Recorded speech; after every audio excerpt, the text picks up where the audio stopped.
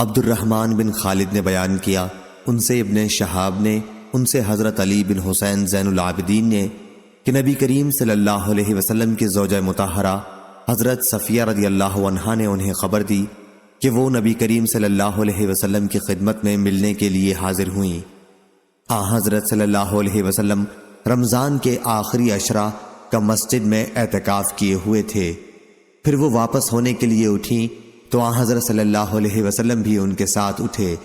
جب حضرت صلی اللہ علیہ وسلم اپنی زوجہ مطہرہ حضرت ام سلمہ رضی اللہ عنہا کے دروازے کے قریب پہنچے جو مسجد نبوی کے دروازے سے ملا ہوا تھا، تو دو انصاری صحابی اسید بن حضیر رضی اللہ عنہ اور عباد بن بشر رضی اللہ عنہ وہاں سے گزرے اور حضرت صلی اللہ علیہ وسلم کو انہوں نے سلام کیا اور آگے بڑھنے لگے، لیکن حضرت صلی اللہ علیہ وسلم نے ان سے فرمایا، ذرا ٹھہر جاؤ، میرے ساتھ میری بیوی صفیہ رضی اللہ عنہا ہے، یعنی کوئی دوسرا نہیں۔ ان دونوں نے عرض کیا، سبحان اللہ یا رسول اللہ۔ ان حضرات پر آپ کا یہ فرمانا بڑا شاق گزرا کہ حضرت صلی اللہ علیہ وسلم نے اس پر فرمایا کہ شیطان انسان کے اندر اس طرح دوڑتا رہتا ہے جیسے جسم میں خون دوڑتا ہے، مجھے یہی خطرہ ہوا کہ کہیں تمہارے دلوں میں بھی کوئی وسوسہ پیدا نہ ہو جائے۔ صحیح بخاری حدیث نمبر 3101۔ انس بن عیاض نے بیان کیا، ان سے عبید اللہ عمری نے، ان سے محمد بن یحییٰ بن حبان نے، ان سے واسع بن حبان نے اور ان سے عبداللہ بن عمر رضی اللہ عنہ نے بیان کیا کہ میں ام المومنین حفصہ رضی اللہ عنہا کے گھر کے اوپر چڑھا تو دیکھا کہ نبی کریم صلی اللہ علیہ وسلم قضاء حاجت کر رہے تھے۔ آپ صلی اللہ علیہ وسلم کی پیٹھ قبلے کی طرف تھی اور چہرہ مبارک شام کی طرف تھا۔ صحیح بخاری حدیث نمبر 3102۔ ہشام نے بیان کیا، ان سے ان کے باپ نے بیان کیا اور ان سے عائشہ رضی اللہ عنہا نے بیان کیا کہ رسول اللہ صلی اللہ علیہ وسلم جب عصر کی نماز پڑھتے تو دھوپ ابھی ان کے حجرے میں باقی رہتی تھی۔ صحیح بخاری حدیث نمبر 3103۔ جویریہ نے بیان کیا، ان سے نافع نے اور ان سے عبداللہ رضی اللہ عنہ نے بیان کیا کہ نبی کریم صلی اللہ علیہ وسلم نے خطبہ دیتے ہوئے عائشہ رضی اللہ عنہا کے حجرے کی طرف اشارہ کیا اور فرمایا کہ اسی طرف سے، یعنی مشرق کی طرف سے فتنے برپا ہوں گے۔ 3 مرتبہ آپ صلی اللہ علیہ وسلم نے فرمایا کہ یہیں سے شیطان کا سر نمودار ہوگا۔ صحیح بخاری حدیث نمبر 3104۔ محمد بن عبداللہ انصاری نے بیان کیا، کہا کہ مجھ سے میرے والد عبداللہ نے بیان کیا، ان سے ثمامہ نے اور ان سے انس رضی اللہ عنہ نے کہ جب ابو بکر رضی اللہ عنہ خلیفہ ہوئے تو انہوں نے ان کو یعنی انس رضی اللہ عنہ کو بحرین عامل بنا کر بھیجا اور ایک پروانہ لکھ کر ان کو دیا اور اس پر نبی کریم صلی اللہ علیہ وسلم کی انگوٹھی کی مہر لگائی۔ مہر مبارک پر 3 سطریں کندہ تھیں، ایک سطر میں محمد، دوسری میں رسول، تیسری میں اللہ کندہ تھا۔ صحیح بخاری حدیث نمبر 3106۔ عیسیٰ بن تہمان نے بیان کیا، انہوں نے کہا کہ انس بن مالک رضی اللہ عنہ نے ہمیں 2 پرانے جوتے نکال کر دکھائے جن میں 2 تسمے لگے ہوئے تھے۔ اس کے بعد پھر ثابت بنانی نے مجھ سے انس رضی اللہ عنہ سے بیان کیا کہ وہ دونوں جوتے نبی کریم صلی اللہ علیہ وسلم کے تھے۔ صحیح بخاری حدیث نمبر 3107۔ ایوب سختیانی نے بیان کیا، ان سے حمید بن ہلال نے اور ان سے ابو بردہ بن ابو موسیٰ نے بیان کیا کہ عائشہ رضی اللہ عنہا نے ہمیں ایک پیوند لگی ہوئی چادر نکال کر دکھائی اور بتلایا کہ اسی کپڑے میں نبی کریم صلی اللہ علیہ وسلم کی روح قبض ہوئی تھی۔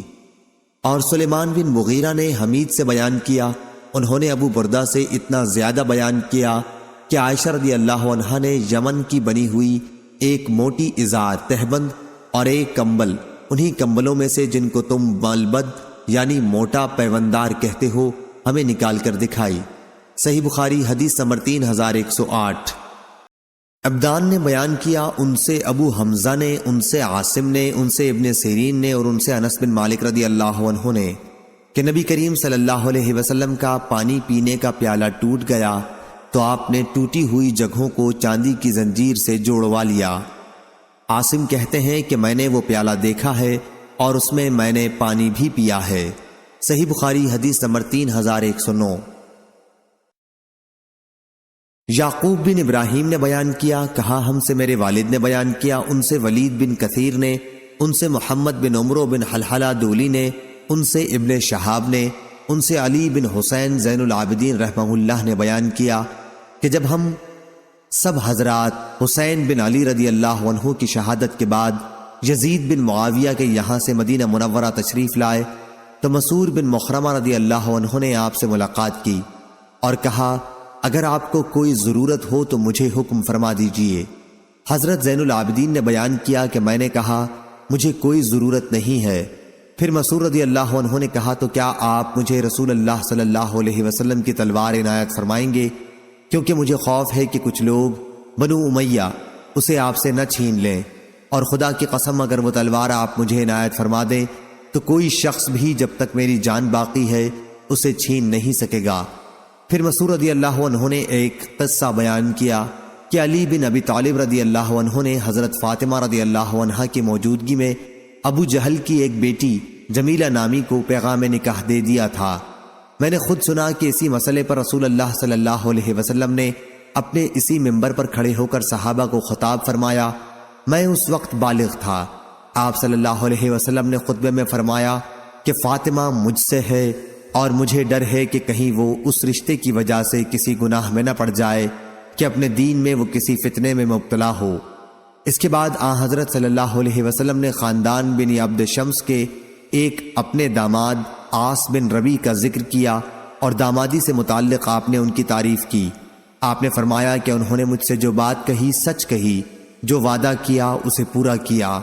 میں کسی حلال یعنی نکاح ثانی کو حرام نہیں کر سکتا اور نہ کسی حرام کو حلال بناتا ہوں، لیکن اللہ کی قسم رسول اللہ صلی اللہ علیہ وسلم کی بیٹی اور اللہ کے دشمن کی بیٹی ایک ساتھ جمع نہیں ہوں گی۔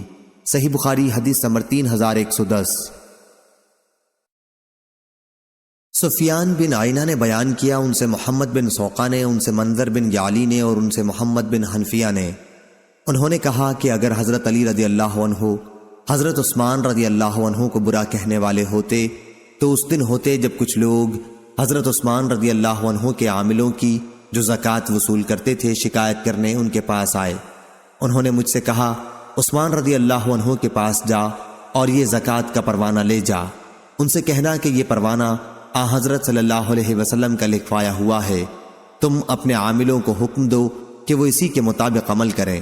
چنانچہ میں اسے لے کر حضرت عثمان رضی اللہ عنہ کی خدمت میں حاضر ہوا اور انہیں پیغام پہنچا دیا، لیکن انہوں نے فرمایا کہ ہمیں اس کی کوئی ضرورت نہیں کیونکہ ہمارے پاس اس کی نقل موجود ہے۔ میں نے جا کر حضرت علی رضی اللہ عنہ سے یہ واقعہ بیان کیا تو انہوں نے فرمایا کہ اچھا، پھر اس پروانے کو جہاں سے اٹھایا ہے وہیں رکھ دو۔ صحیح بخاری حدیث نمبر 3111۔ سفیان نے بیان کیا، انہوں نے کہا ہم سے محمد بن سوقہ نے کہا کہ میں نے منظر ثوری سے سنا، وہ محمد بن حنفیہ سے بیان کرتے تھے کہ میرے والد علی رضی اللہ عنہ نے مجھ کو کہا کہ یہ پروانہ عثمان رضی اللہ عنہ کو لے جا کر دے آؤ، اس میں زکوٰۃ سے متعلق رسول اللہ صلی اللہ علیہ وسلم کے بیان کردہ احکامات درج ہیں۔ صحیح بخاری حدیث نمبر 3112۔ حکم نے خبر دی، کہا کہ میں نے ابن ابی لیلہ سے سنا، کہا مجھ سے حضرت علی رضی اللہ عنہ نے بیان کیا کہ حضرت فاطمہ رضی اللہ عنہ کو چکی پیسنے کی بہت تکلیف ہوتی، پھر انہیں معلوم ہوا کہ رسول اللہ صلی اللہ علیہ وسلم کے پاس کچھ قیدی آئے ہیں، اس لیے وہ بھی ان میں سے ایک لونڈی یا غلام کی درخواست لے کر حاضر ہوئیں، لیکن حضرت صلی اللہ علیہ وسلم موجود نہیں تھے۔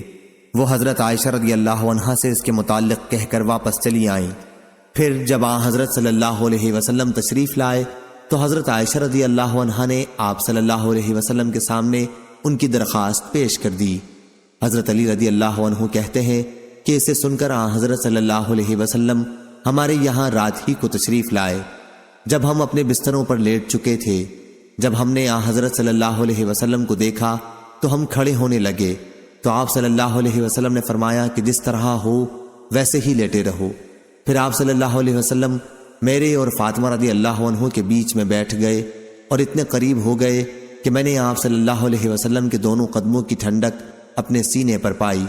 اس کے بعد آپ صلی اللہ علیہ وسلم نے فرمایا، جو کچھ تم لوگوں نے لونڈی یا غلام مانگے ہیں میں تمہیں اس سے بہتر بات کیوں نہ بتاؤں۔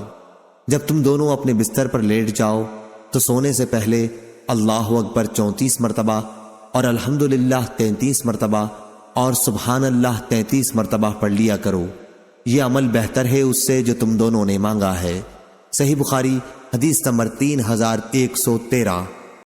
جابر بن عبداللہ رضی اللہ عنہ نے بیان کیا کہ ہم انصاریوں کے قبیلے میں ایک انصاری کے گھر بچہ پیدا ہوا تو انہوں نے بچے کا نام محمد رکھنے کا ارادہ کیا، اور شعبہ نے منصور سے روایت کر کے بیان کیا ہے کہ ان انصاری نے بیان کیا جن کے یہاں بچہ پیدا ہوا تھا کہ میں بچے کو اپنی گردن پر اٹھا کر نبی کریم صلی اللہ علیہ وسلم کی خدمت میں حاضر ہوا، اور سلیمان کی روایت میں ہے کہ ان کے یہاں بچہ پیدا ہوا تو انہوں نے اس کا نام محمد رکھنا چاہا۔ حضرت صلی اللہ علیہ وسلم نے اس پر فرمایا کہ میرے نام پر نام رکھو، لیکن میری کنیت ابو القاسم پر کنیت نہ رکھنا، کیونکہ مجھے تقسیم کرنے والا قاسم بنایا گیا ہے، میں تم میں تقسیم کرتا ہوں۔ اور حسین نے اپنی روایت میں یوں بیان کیا کہ کہا مجھے تقسیم کرنے والا قاسم بنا کر بھیجا گیا ہے، میں تم میں تقسیم کرتا ہوں۔ عمرو بن مرزوق نے کہا کہ ہمیں شعبہ نے خبر دی، ان سے قتادہ نے بیان کیا، انہوں نے سالم سے سنا اور انہوں نے جابر رضی اللہ عنہ سے کہ ان انصاری صحابی نے اپنے بچے کا نام قاسم رکھنا چاہا تو نبی کریم صلی اللہ علیہ وسلم نے فرمایا کہ میرے نام پر نام رکھو لیکن کنیت نہ رکھو۔ صحیح بخاری حدیث نمبر 3114۔ سفیان ثوری نے بیان کیا، ان سے عامش نے، ان سے سالم بن ابو الجعد نے اور ان سے جابر بن عبداللہ انصاری رضی اللہ عنہ نے بیان کیا کہ ہمارے قبیلہ میں ایک کے یہاں بچہ پیدا ہوا تو انہوں نے اس کا نام قاسم رکھا۔ انصار کہنے لگے کہ ہم تمہیں ابو القاسم کہہ کر کبھی نہیں پکاریں گے اور ہم تمہاری آنکھ ٹھنڈی نہیں کریں گے۔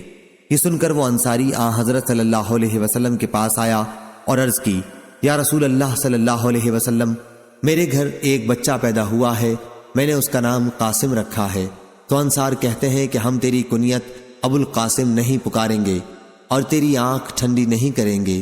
آپ صلی اللہ علیہ وسلم نے فرمایا، انصار نے ٹھیک کہا ہے، میرے نام پر نام رکھو لیکن میری کنیت مت رکھو، کیونکہ قاسم میں ہوں۔ صحیح بخاری حدیث نمبر 3115۔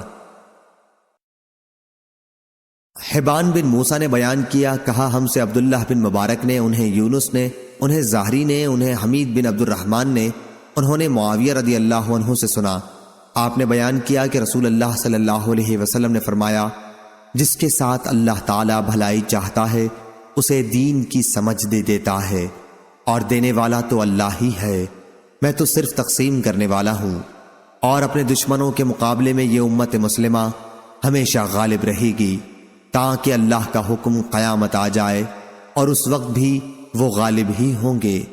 صحیح بخاری حدیث نمبر 3116۔ ہلال نے بیان کیا، ان سے عبد الرحمن بن ابی عمرہ نے اور ان سے ابو ہریرہ رضی اللہ عنہ نے کہ رسول اللہ صلی اللہ علیہ وسلم نے فرمایا، نہ میں تمہیں کوئی چیز دیتا ہوں نہ تم سے کسی چیز کو روکتا ہوں، میں تو صرف تقسیم کرنے والا ہوں، جہاں جہاں کا مجھے حکم ہوتا ہے بس وہیں رکھ دیتا ہوں۔ صحیح بخاری حدیث نمبر 3117۔ ابن ابی عیاش نے بیان کیا اور ان کا نام نعمان تھا، ان سے خولہ بنت قیس انصاریہ رضی اللہ عنہا نے بیان کیا کہ نبی کریم صلی اللہ علیہ وسلم سے میں نے سنا، آپ فرما رہے تھے کہ کچھ لوگ اللہ تعالیٰ کے مال کو بیجا اڑاتے ہیں، انہیں قیامت کے دن آگ ملے گی۔ صحیح بخاری حدیث نمبر 3118۔ حسین نے بیان کیا، ان سے عامر نے اور ان سے عروہ بارقی رضی اللہ عنہ نے کہ نبی کریم صلی اللہ علیہ وسلم نے فرمایا، گھوڑوں کی پیشانیوں سے قیامت تک خیر و برکت آخرت میں اور غنیمت دنیا میں بندھی ہوئی ہے۔ صحیح بخاری حدیث نمبر 3119۔ ابو زناد نے بیان کیا، ان سے اعرج نے اور ان سے ابو ہریرہ رضی اللہ عنہ نے کہ رسول اللہ صلی اللہ علیہ وسلم نے فرمایا، جب کسرا مر جائے گا تو اس کے بعد کوئی کسرا پیدا نہ ہوگا، اور جب قیصر مر جائے گا تو اس کے بعد کوئی قیصر پیدا نہ ہوگا، اور اس ذات کی قسم جس کے ہاتھ میں میری جان ہے، تم لوگ ان دونوں کے خزانے اللہ کے راستے میں خرچ کرو گے۔ صحیح بخاری حدیث نمبر 3120۔ اسحاق بن راہویہ نے بیان کیا، انہوں نے جریر سے سنا، انہوں نے عبد الملک سے اور ان سے جابر بن سمرہ رضی اللہ عنہ نے بیان کیا کہ رسول اللہ صلی اللہ علیہ وسلم نے فرمایا، جب کسرا مر جائے گا تو اس کے بعد کوئی کسرا پیدا نہ ہوگا، اور جب قیصر مر جائے گا تو اس کے بعد کوئی قیصر پیدا نہ ہوگا، اور اس ذات کی قسم جس کے ہاتھ میں میری جان ہے، تم لوگ ان دونوں کے خزانے اللہ کے راستے میں خرچ کرو گے۔ صحیح بخاری حدیث نمبر 3121۔ یزید فقیر نے بیان کیا، کہا ہم سے جابر بن عبداللہ رضی اللہ عنہ نے بیان کیا کہ رسول اللہ صلی اللہ علیہ وسلم نے فرمایا، میرے لیے مراد امت ہے، غنیمت کے مال حلال کیے گئے ہیں۔ صحیح بخاری حدیث نمبر 3122۔ اعرج نے بیان کیا اور ان سے ابو ہریرہ رضی اللہ عنہ نے بیان کیا کہ رسول کریم صلی اللہ علیہ وسلم نے فرمایا، جو اللہ کے راستے میں جہاد کرے، جہاد کی نیت سے نکلے، اللہ کے کلام، اس کے وعدے کو سچ جان کر، تو اللہ اس کا ضامن ہے، یا تو اللہ تعالیٰ اس کو شہید کر کے جنت میں لے جائے گا، یا اس کو ثواب اور غنیمت کا مال دلا کر اس کے گھر لوٹا لائے گا۔ صحیح بخاری حدیث نمبر 3123۔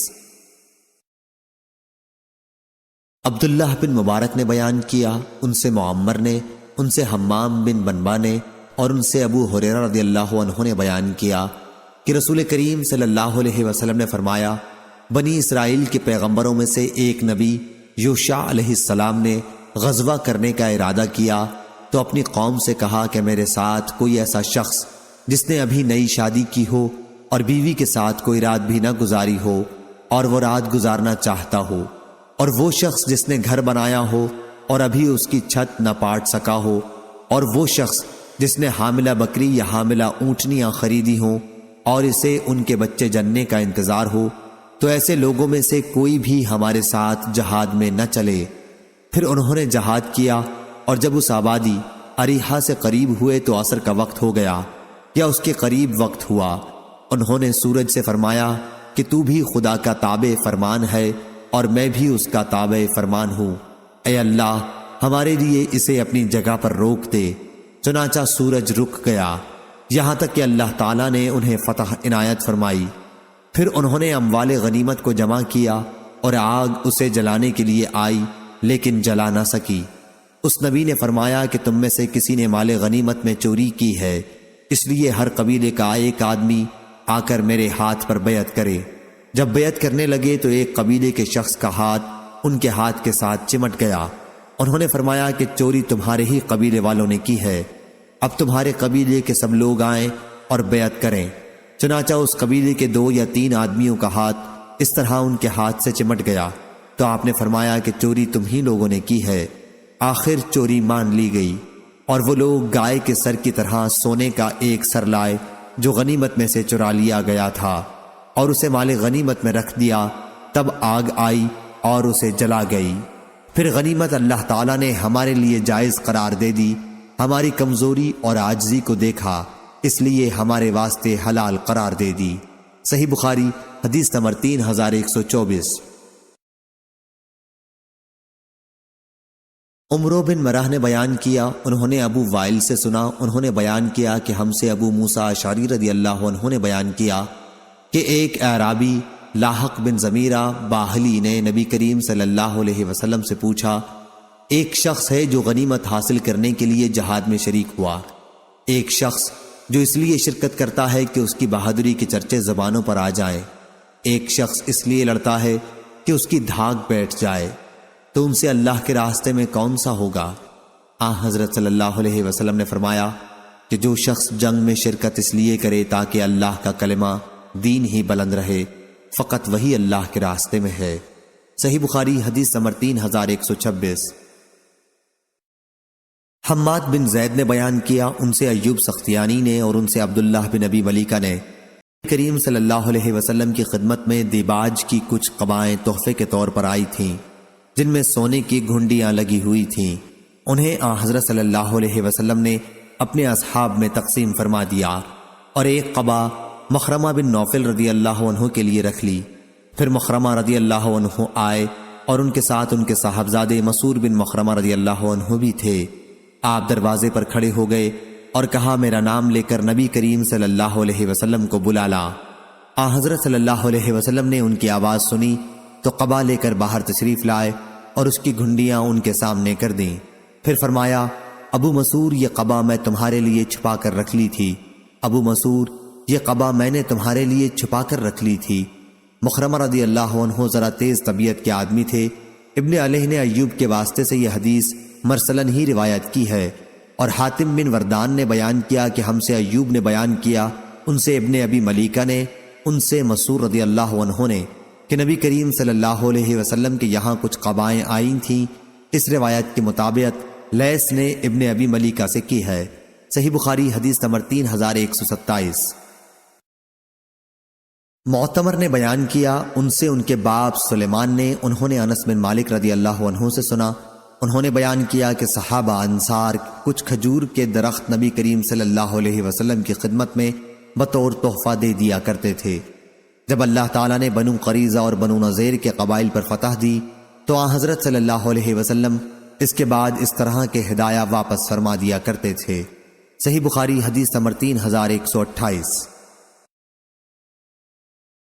اسحاق بن ابراہیم نے بیان کیا، کہا میں نے ابو اسامہ سے پوچھا کیا آپ لوگوں سے ہشام بن عروہ نے یہ حدیث اپنے والد سے بیان کی ہے کہ ان سے عبداللہ بن زبیر رضی اللہ عنہ نے کہا کہ جمل کی جنگ کے موقع پر جب زبیر رضی اللہ عنہ کھڑے ہوئے تو مجھے بلایا، میں ان کے پہلو میں جا کر کھڑا ہو گیا۔ انہوں نے کہا بیٹے آج کی لڑائی میں ظالم مارا جائے گا یا مظلوم؟ اور میں سمجھتا ہوں کہ آج میں مظلوم قتل کیا جاؤں گا، اور مجھے سب سے زیادہ فکر اپنے قرضوں کی ہے۔ کیا تمہیں بھی کچھ اندازہ ہے کہ قرض ادا کرنے کے بعد ہمارا کچھ مال بچ سکے گا؟ پھر انہوں نے کہا بیٹے ہمارا مال فروخت کر کے اس سے قرض ادا کر دینا۔ اس کے بعد انہوں نے 1/3 کی میرے لیے اور اس 1/3 کے تیسرے حصے کی وصیت میرے بچوں کے لیے کی، یعنی عبداللہ بن زبیر کے بچوں کے لیے۔ انہوں نے فرمایا تھا کہ اس 1/3 کے 3 حصے کر لینا، اور اگر قرض کی ادائیگی کے بعد ہمارے اموال میں سے کچھ بچ جائے تو اس کا 1/3 تمہارے بچوں کے لیے ہوگا۔ ہشام راوی نے بیان کیا کہ عبداللہ رضی اللہ عنہ کے بعض لڑکے زبیر رضی اللہ عنہ کے لڑکوں کے ہم عمر تھے، جیسے خبیب اور عباد، اور زبیر رضی اللہ عنہ کے اس وقت 9 لڑکے اور 9 لڑکیاں تھیں۔ عبداللہ بن زبیر رضی اللہ عنہ نے بیان کیا کہ پھر زبیر رضی اللہ عنہ مجھے اپنے قرض کے سلسلے میں وصیت کرنے لگے اور فرمانے لگے کہ بیٹا اگر قرض ادا کرنے سے عاجز ہو جائے تو میرے مالک و مولا سے اس میں مدد چاہنا۔ عبداللہ رضی اللہ عنہ نے بیان کیا کہ قسم اللہ کی میں ان کی بات نہ سمجھ سکا۔ میں نے پوچھا کہ بابا آپ کے مولا کون ہیں؟ انہوں نے فرمایا کہ اللہ پاک۔ عبداللہ رضی اللہ عنہ نے بیان کیا قسم اللہ کی قرض ادا کرنے میں جو بھی دشواری سامنے آئی تو میں نے اسی طرح دعا کی کہ اے زبیر کے مولا ان کی طرف سے ان کا قرض ادا کرا دے، اور ادائیگی کی صورت پیدا ہو جاتی تھی۔ چنانچہ جب زبیر رضی اللہ عنہ اسی موقع پر شہید ہو گئے تو انہوں نے ترکے میں درہم و دینار نہیں چھوڑے، بلکہ ان کا ترکہ کچھ تو اراضی کی صورت میں تھا اور اسی میں غابہ کی زمین بھی شامل تھی۔ 11 مکانات مدینہ میں تھے، 2 مکان بصرہ میں تھے، 1 مکان کوفہ میں تھا اور 1 مصر میں تھا۔ عبداللہ نے بیان کیا کہ ان پر جو اتنا سارا قرض ہو گیا تھا اس کی صورت یہ ہوئی تھی کہ جب ان کے پاس کوئی شخص اپنا مال لے کر امانت رکھنے آتا تو آپ اسے کہتے کہ نہیں، البتہ اسی صورت میں رکھ سکتا ہوں کہ یہ میرے ذمے بطور قرض رہے، کیونکہ مجھے اس کے ضائع ہو جانے کا بھی خوف ہے۔ حضرت زبیر رضی اللہ عنہ کسی علاقے کے امیر کبھی نہیں بنے تھے، نہ وہ خراج وصول کرنے پر کبھی مقرر ہوئے اور نہ کوئی دوسرا عہدہ انہوں نے قبول کیا۔ البتہ انہوں نے رسول اللہ صلی اللہ علیہ وسلم کے ساتھ اور ابو بکر و عمر اور عثمان رضی اللہ عنہم کے ساتھ جہادوں میں شرکت کی تھی۔ عبداللہ بن زبیر رضی اللہ عنہ نے کہا کہ جب میں نے اس رقم کا حساب کیا جو ان پر قرض تھی تو اس کی تعداد 22 لاکھ تھی۔ بیان کیا کہ پھر حکیم بن حزام رضی اللہ عنہ عبداللہ بن زبیر رضی اللہ عنہ سے ملے تو دریافت فرمایا بیٹے میرے دینی بھائی پر کتنا قرض رہ گیا ہے؟ عبداللہ رضی اللہ عنہ نے چھپانا چاہا اور کہہ دیا کہ 1 لاکھ۔ اس پر حکیم نے کہا قسم اللہ کی میں تو نہیں سمجھتا کہ تمہارے پاس موجود سرمایے سے یہ قرض ادا ہو سکے گا۔ عبداللہ نے اب کہا کہ اگر قرض کی تعداد 22 لاکھ ہوئی پھر آپ کی کیا رائے ہوگی؟ انہوں نے فرمایا پھر تو یہ قرض تمہاری برداشت سے بھی باہر ہے۔ خیر اگر کوئی دشواری پیش آئے تو مجھ سے کہنا۔ عبداللہ نے بیان کیا کہ حضرت زبیر نے غابہ کی جائیداد 1,70,000 میں خریدی تھی، لیکن عبداللہ نے وہ 16 لاکھ میں بیچی۔ پھر انہوں نے اعلان کیا کہ حضرت زبیر رضی اللہ عنہ پر جس کا قرض ہو وہ غابہ میں آ کر ہم سے مل لے۔ چنانچہ عبداللہ بن جعفر بن ابی طالب رضی اللہ عنہ آئے، ان کا زبیر پر 4 لاکھ روپیہ چاہیے تھا۔ انہوں نے تو یہی پیشکش کی کہ اگر تم چاہو تو میں یہ قرض چھوڑ سکتا ہوں، لیکن عبداللہ رضی اللہ عنہ نے کہا کہ نہیں۔ پھر انہوں نے کہا کہ اگر تم چاہو میں سارے قرض کی ادائیگی کے بعد لے لوں گا۔ عبداللہ نے اس پر بھی یہی کہا کہ تاخیر کی بھی کوئی ضرورت نہیں۔ آخر انہوں نے کہا کہ پھر اس زمین میں میرے حصے کا قطع مقرر کر دو۔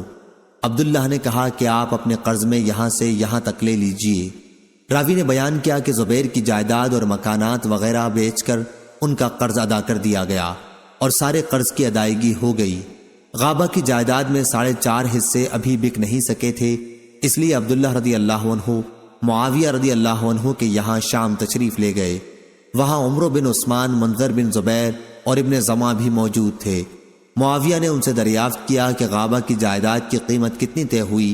انہوں نے بتایا کہ ہر حصے کی قیمت 1 لاکھ طے پائی تھی۔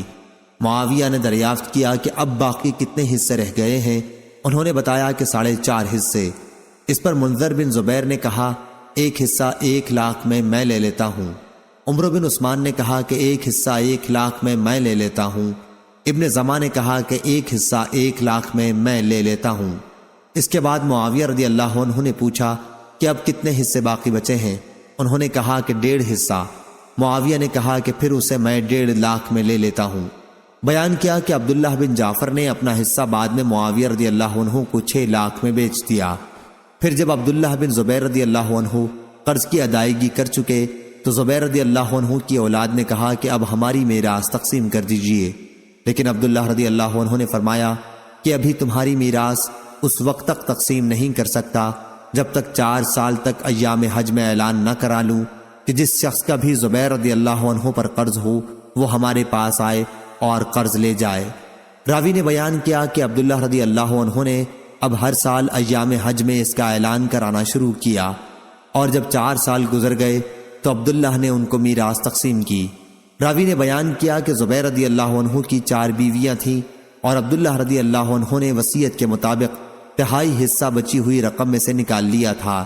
پھر بھی ہر بیوی کے حصے میں 12 لاکھ کی رقم آئی اور کل جائیداد حضرت زبیر رضی اللہ عنہ کی 5 کروڑ 2 لاکھ ہوئی۔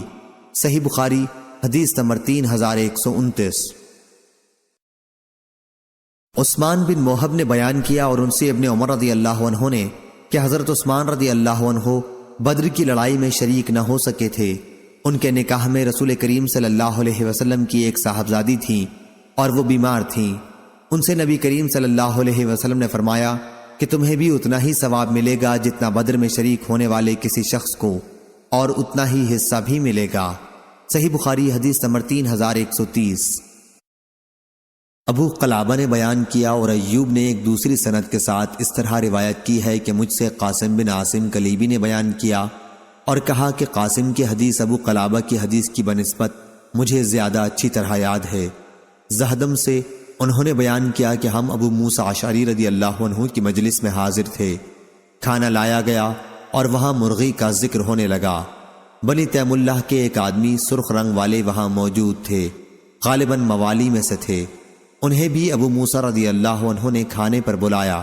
وہ کہنے لگے کہ میں نے مرغی کو گندی چیزیں کھاتے ایک مرتبہ دیکھا تھا تو مجھے بڑی نفرت ہوئی اور میں نے قسم کھا لی کہ اب کبھی مرغی کا گوشت نہ کھاؤں گا۔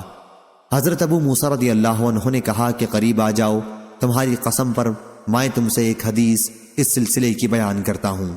قبیلہ اشعر کے چند لوگوں کو ساتھ لے کر میں نبی کریم صلی اللہ علیہ وسلم کی خدمت میں غزوہ تبوک کے لیے حاضر ہوا اور سواری کی درخواست کی۔ حضرت صلی اللہ علیہ وسلم نے فرمایا، اللہ کی قسم میں تمہارے لیے سواری کا انتظام نہیں کر سکتا، کیونکہ میرے پاس کوئی ایسی چیز نہیں ہے جو تمہاری سواری کے کام آ سکے۔ پھر حضرت صلی اللہ علیہ وسلم کی خدمت میں غنیمت کے کچھ اونٹ آئے تو آپ صلی اللہ علیہ وسلم نے ہمارے متعلق دریافت فرمایا اور فرمایا کہ قبیلہ اشعر کے لوگ کہاں ہیں؟ چنانچہ آپ صلی اللہ علیہ وسلم نے 5 اونٹ ہمیں دیے جانے کا حکم صادر فرمایا۔ خوب موٹے تازے اور فربا۔ جب ہم چلنے لگے تو ہم نے آپس میں کہا کہ جو نامناسب طریقہ ہم نے اختیار کیا اس سے آن حضرت صلی اللہ علیہ وسلم کے ستیے میں ہمارے لیے کوئی برکت نہیں ہو سکتی۔ چنانچہ ہم پھر آن حضرت صلی اللہ علیہ وسلم کی خدمت میں حاضر ہوئے اور عرض کیا کہ ہم نے پہلے جب آپ سے درخواست کی تو آپ نے قسم کھا کر فرمایا تھا کہ میں تمہاری سواری کا انتظام نہیں کر سکوں گا۔ شاید آپ حضرت صلی اللہ علیہ وسلم کو وہ قسم یاد نہ رہی ہو، لیکن آن حضرت صلی اللہ علیہ وسلم نے فرمایا کہ میں نے تمہاری سواری کا انتظام واقعی نہیں کیا، وہ اللہ تعالیٰ ہے جس نے تمہیں یہ سواریاں دے دی ہیں۔ اللہ کی قسم تم اس پر یقین رکھو کہ انشاءاللہ جب بھی میں کوئی قسم کھاؤں پھر مجھ پر یہ بات ظاہر ہو جائے کہ بہتر اور مناسب طرز عمل اس کے سوا میں ہے تو میں وہی کروں گا جس میں اچھائی ہوگی اور قسم کا کفارہ دے دوں گا۔ صحیح بخاری حدیث نمبر 3133۔ امام مالک نے خبر دی، انہیں نافع نے اور انہیں ابن عمر رضی اللہ عنہ نے، کہ رسول اللہ صلی اللہ علیہ وسلم نے نجد کی طرف ایک لشکر روانہ کیا۔ عبداللہ بن عمر رضی اللہ عنہ بھی لشکر کے ساتھ تھے۔ غنیمت کے طور پر اونٹوں کی ایک بڑی تعداد اس لشکر کو ملی، اس لیے اس کے ہر سپاہی کو حصے میں بھی 11 اونٹ ملے تھے اور ایک اونٹ اور انعام میں ملا۔ صحیح بخاری حدیث نمبر 3134۔ لیث نے خبر دی، انہیں عقیل نے، انہیں ابن شہاب نے، انہیں سالم نے اور انہیں عبداللہ بن عمر رضی اللہ عنہ نے، کہ نبی کریم صلی اللہ علیہ وسلم بعض مہموں کے موقع پر اس میں شریک ہونے والوں کو غنیمت کے عام حصوں کے علاوہ خمس وغیرہ میں سے اپنے طور پر بھی دیا کرتے تھے۔ صحیح بخاری حدیث نمبر 3135۔ یزید بن عبداللہ نے بیان کیا، ان سے ابو بردہ نے اور ان سے ابو موسیٰ اشعری رضی اللہ عنہ نے، کہ نبی کریم صلی اللہ علیہ وسلم کی ہجرت کی خبر ہمیں ملی تو ہم یمن میں تھے، اس لیے ہم بھی آپ کی خدمت میں مہاجرین کی حیثیت سے حاضر ہونے کے لیے روانہ ہوئے۔ میں تھا، میرے 2 بھائی تھے، میری عمر ان دونوں سے کم تھی۔ دونوں بھائیوں میں ایک ابو بردہ تھے اور دوسرے ابو رحم، یا انہوں نے یہ کہا کہ اپنی قوم کے چند افراد کے ساتھ، یا یہ کہا 53 یا 52 آدمیوں کے ساتھ یہ لوگ روانہ ہوئے تھے۔ ہم کشتی میں سوار ہوئے تو ہماری کشتی نجاشی کے ملک حبشہ پہنچ گئی اور وہاں ہمیں جعفر بن ابی طالب رضی اللہ عنہ اپنے دوسرے ساتھیوں کے ساتھ ملے۔ جعفر رضی اللہ عنہ نے کہا کہ رسول کریم صلی اللہ علیہ وسلم نے ہمیں یہاں بھیجا تھا اور حکم دیا تھا کہ ہم یہیں رہیں، اس لیے آپ لوگ بھی ہمارے ساتھ یہیں ٹھہر جائیں۔ چنانچہ ہم بھی وہیں ٹھہر گئے اور پھر سب ایک ساتھ مدینہ حاضر ہوئے۔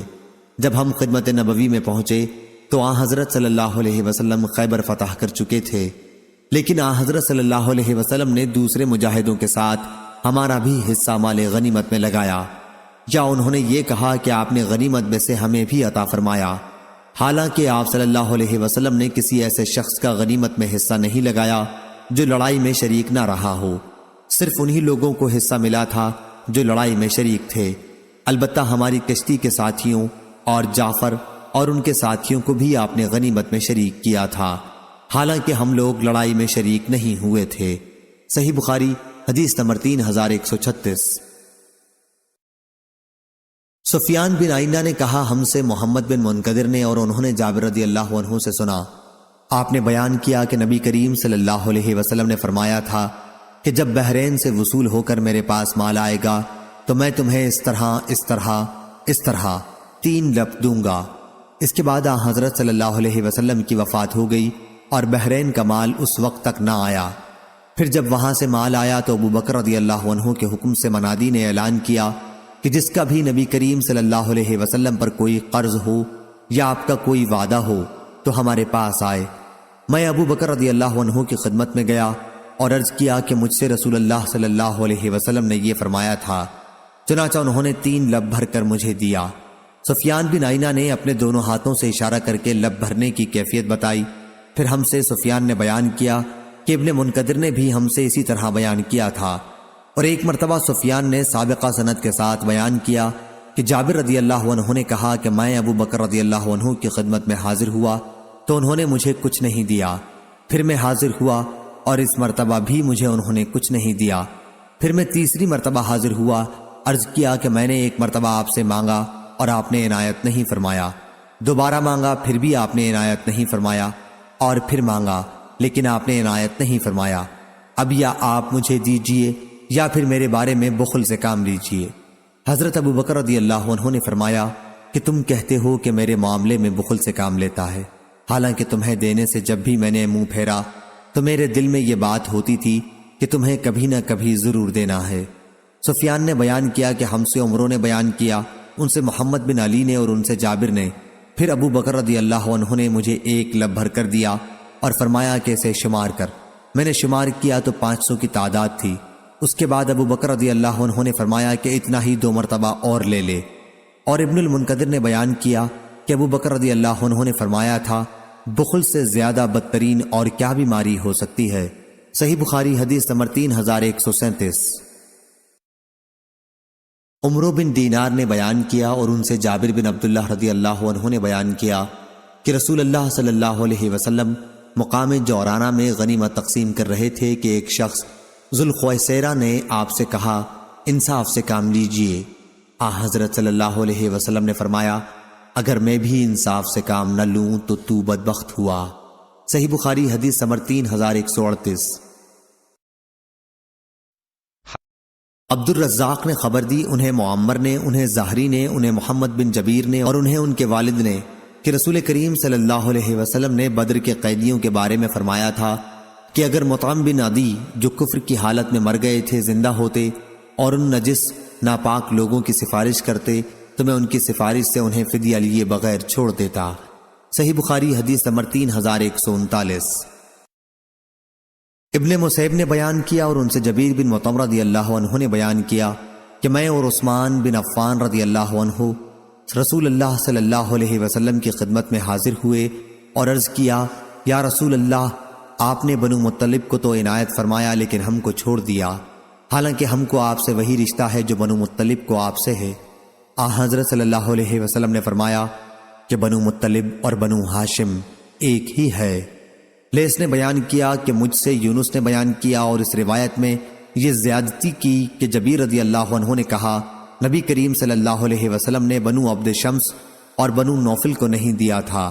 اور ابن اسحاق صاحب مغازی نے کہا ہے کہ عبد شمس، ہاشم اور مطلب ایک ماں سے تھے اور ان کی ماں کا نام عاتقہ بنت مرح تھا، اور نوفل باپ کی طرف سے ان کے بھائی تھے، ان کی ماں دوسری تھیں۔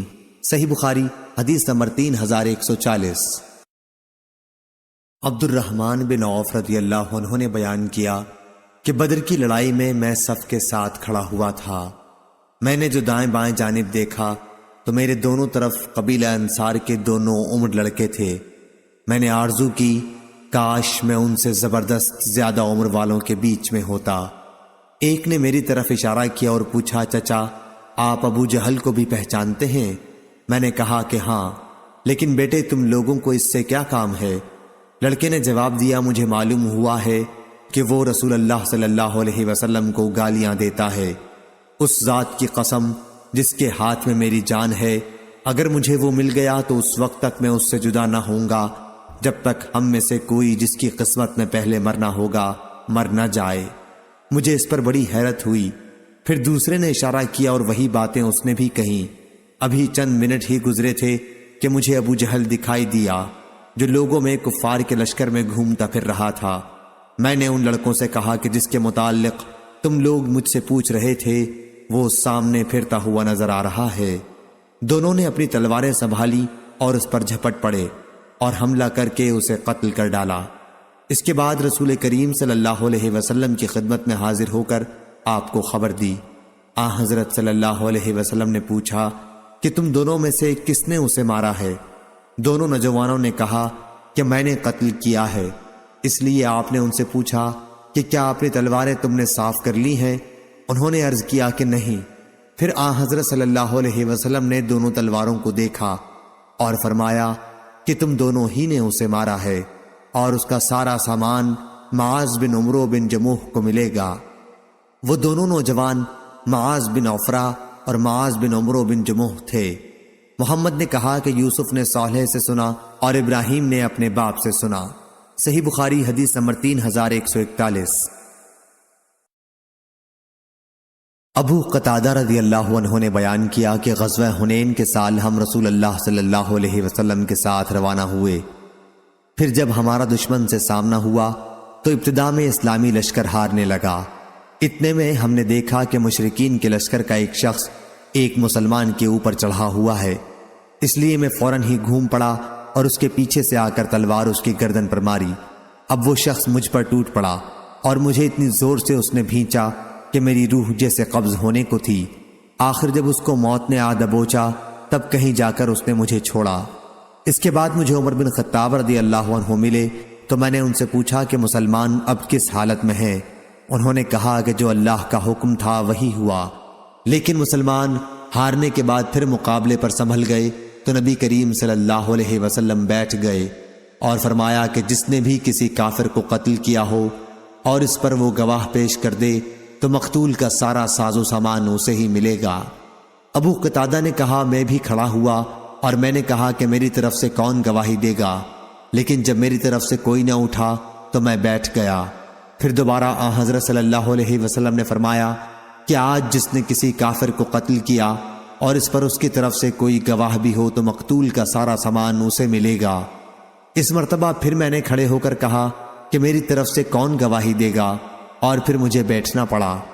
تیسری مرتبہ پھر حضرت صلی اللہ علیہ وسلم نے وہی ارشاد دہرایا، اور اس مرتبہ جب میں کھڑا ہوا تو حضرت صلی اللہ علیہ وسلم نے خود ہی دریافت فرمایا کس چیز کے متعلق کہہ رہے ہو ابو قتادہ؟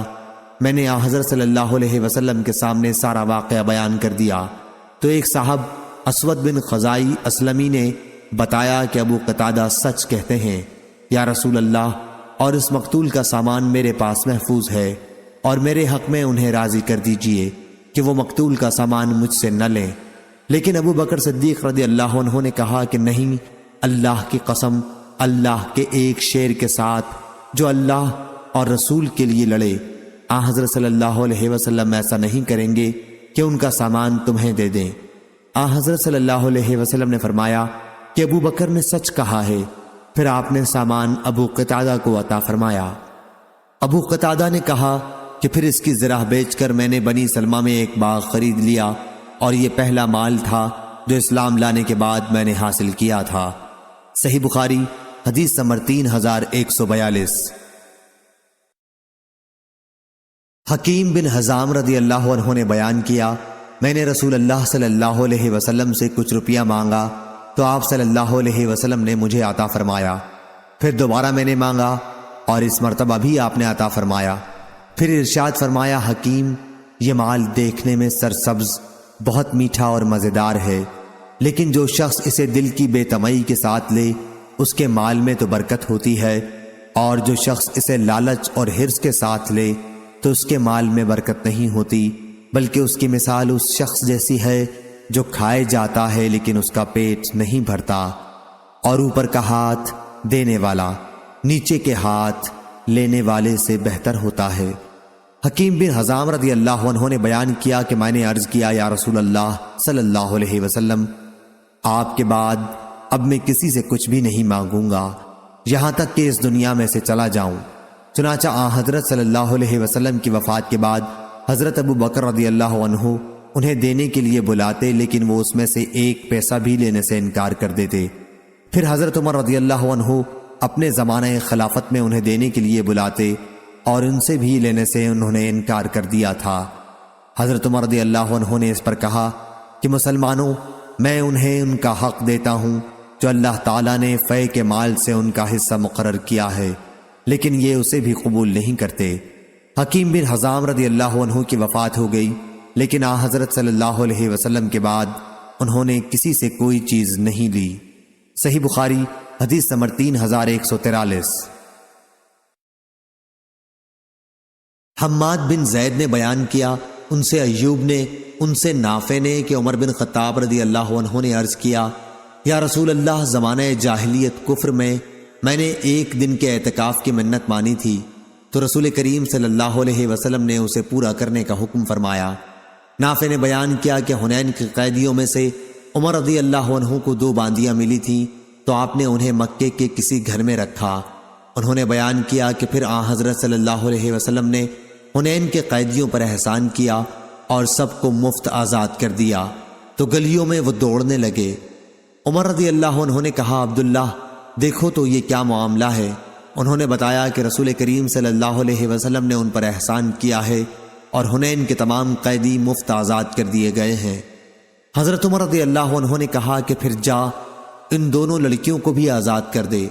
نافع نے کہا کہ رسول اللہ صلی اللہ علیہ وسلم نے مقام جعرانہ سے عمرے کا احرام نہیں باندھا تھا، اگر حضرت صلی اللہ علیہ وسلم وہاں سے عمرے کا احرام باندھتے تو عبداللہ بن عمر رضی اللہ عنہ کو یہ ضرور معلوم ہوتا۔ اور جریر بن حازم نے جو ایوب سے روایت کی، انہوں نے نافع سے، انہوں نے ابن عمر سے، اس میں یوں ہے کہ وہ دونوں باندیاں جو عمر رضی اللہ عنہ کو ملی تھیں خمس میں تھیں۔ اعتکاف سے متعلق یہ روایت معمر نے ایوب سے نقل کی ہے، ان سے نافع نے، ان سے عبداللہ بن عمر رضی اللہ عنہ نے نظر کا قصہ جو روایت کیا ہے اس میں ایک دن کا لفظ نہیں ہے۔ صحیح بخاری حدیث نمبر 3144۔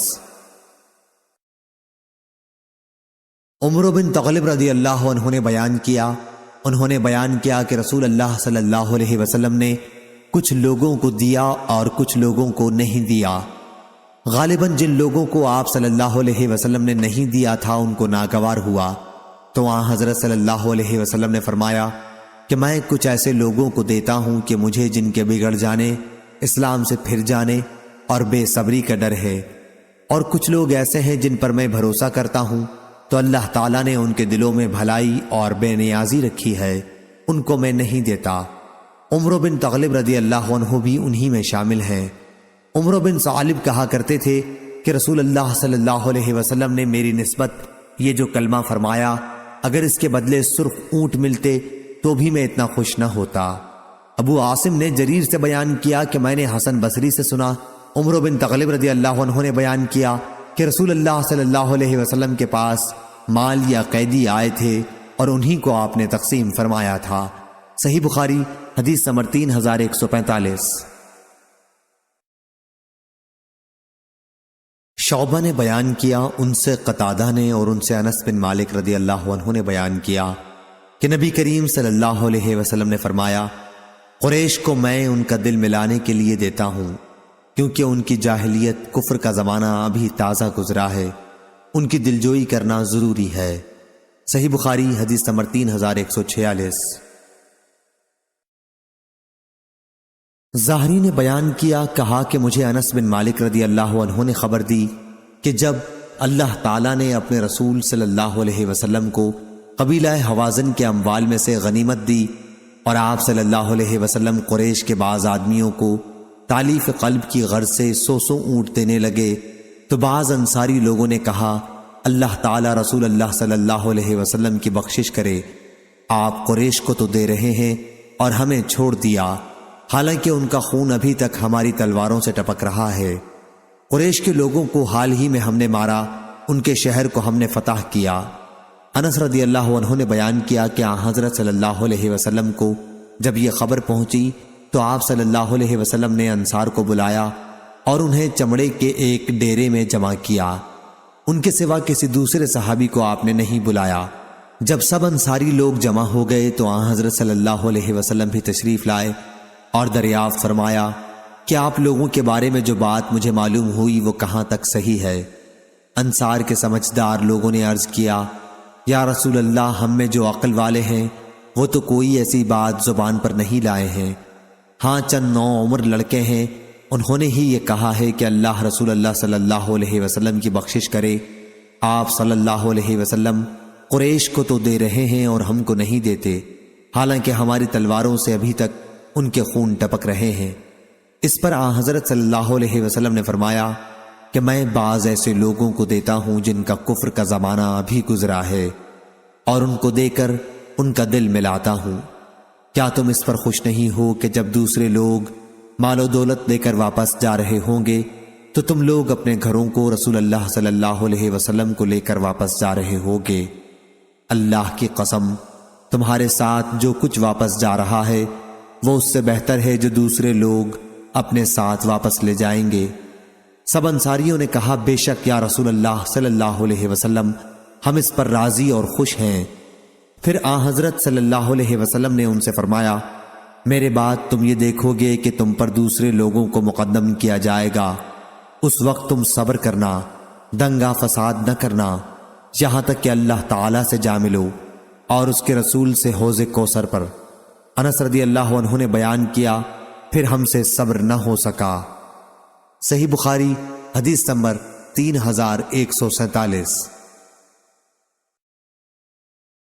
شہاب نے بیان کیا کہ مجھے عمر بن محمد بن جبیر بن مطعم نے خبر دی کہ میرے باپ محمد بن جبیر نے کہا، اور انہیں جبیر بن مطعم رضی اللہ عنہ نے خبر دی کہ ہم رسول اللہ صلی اللہ علیہ وسلم کے ساتھ تھے، آپ کے ساتھ اور بھی صحابہ تھے۔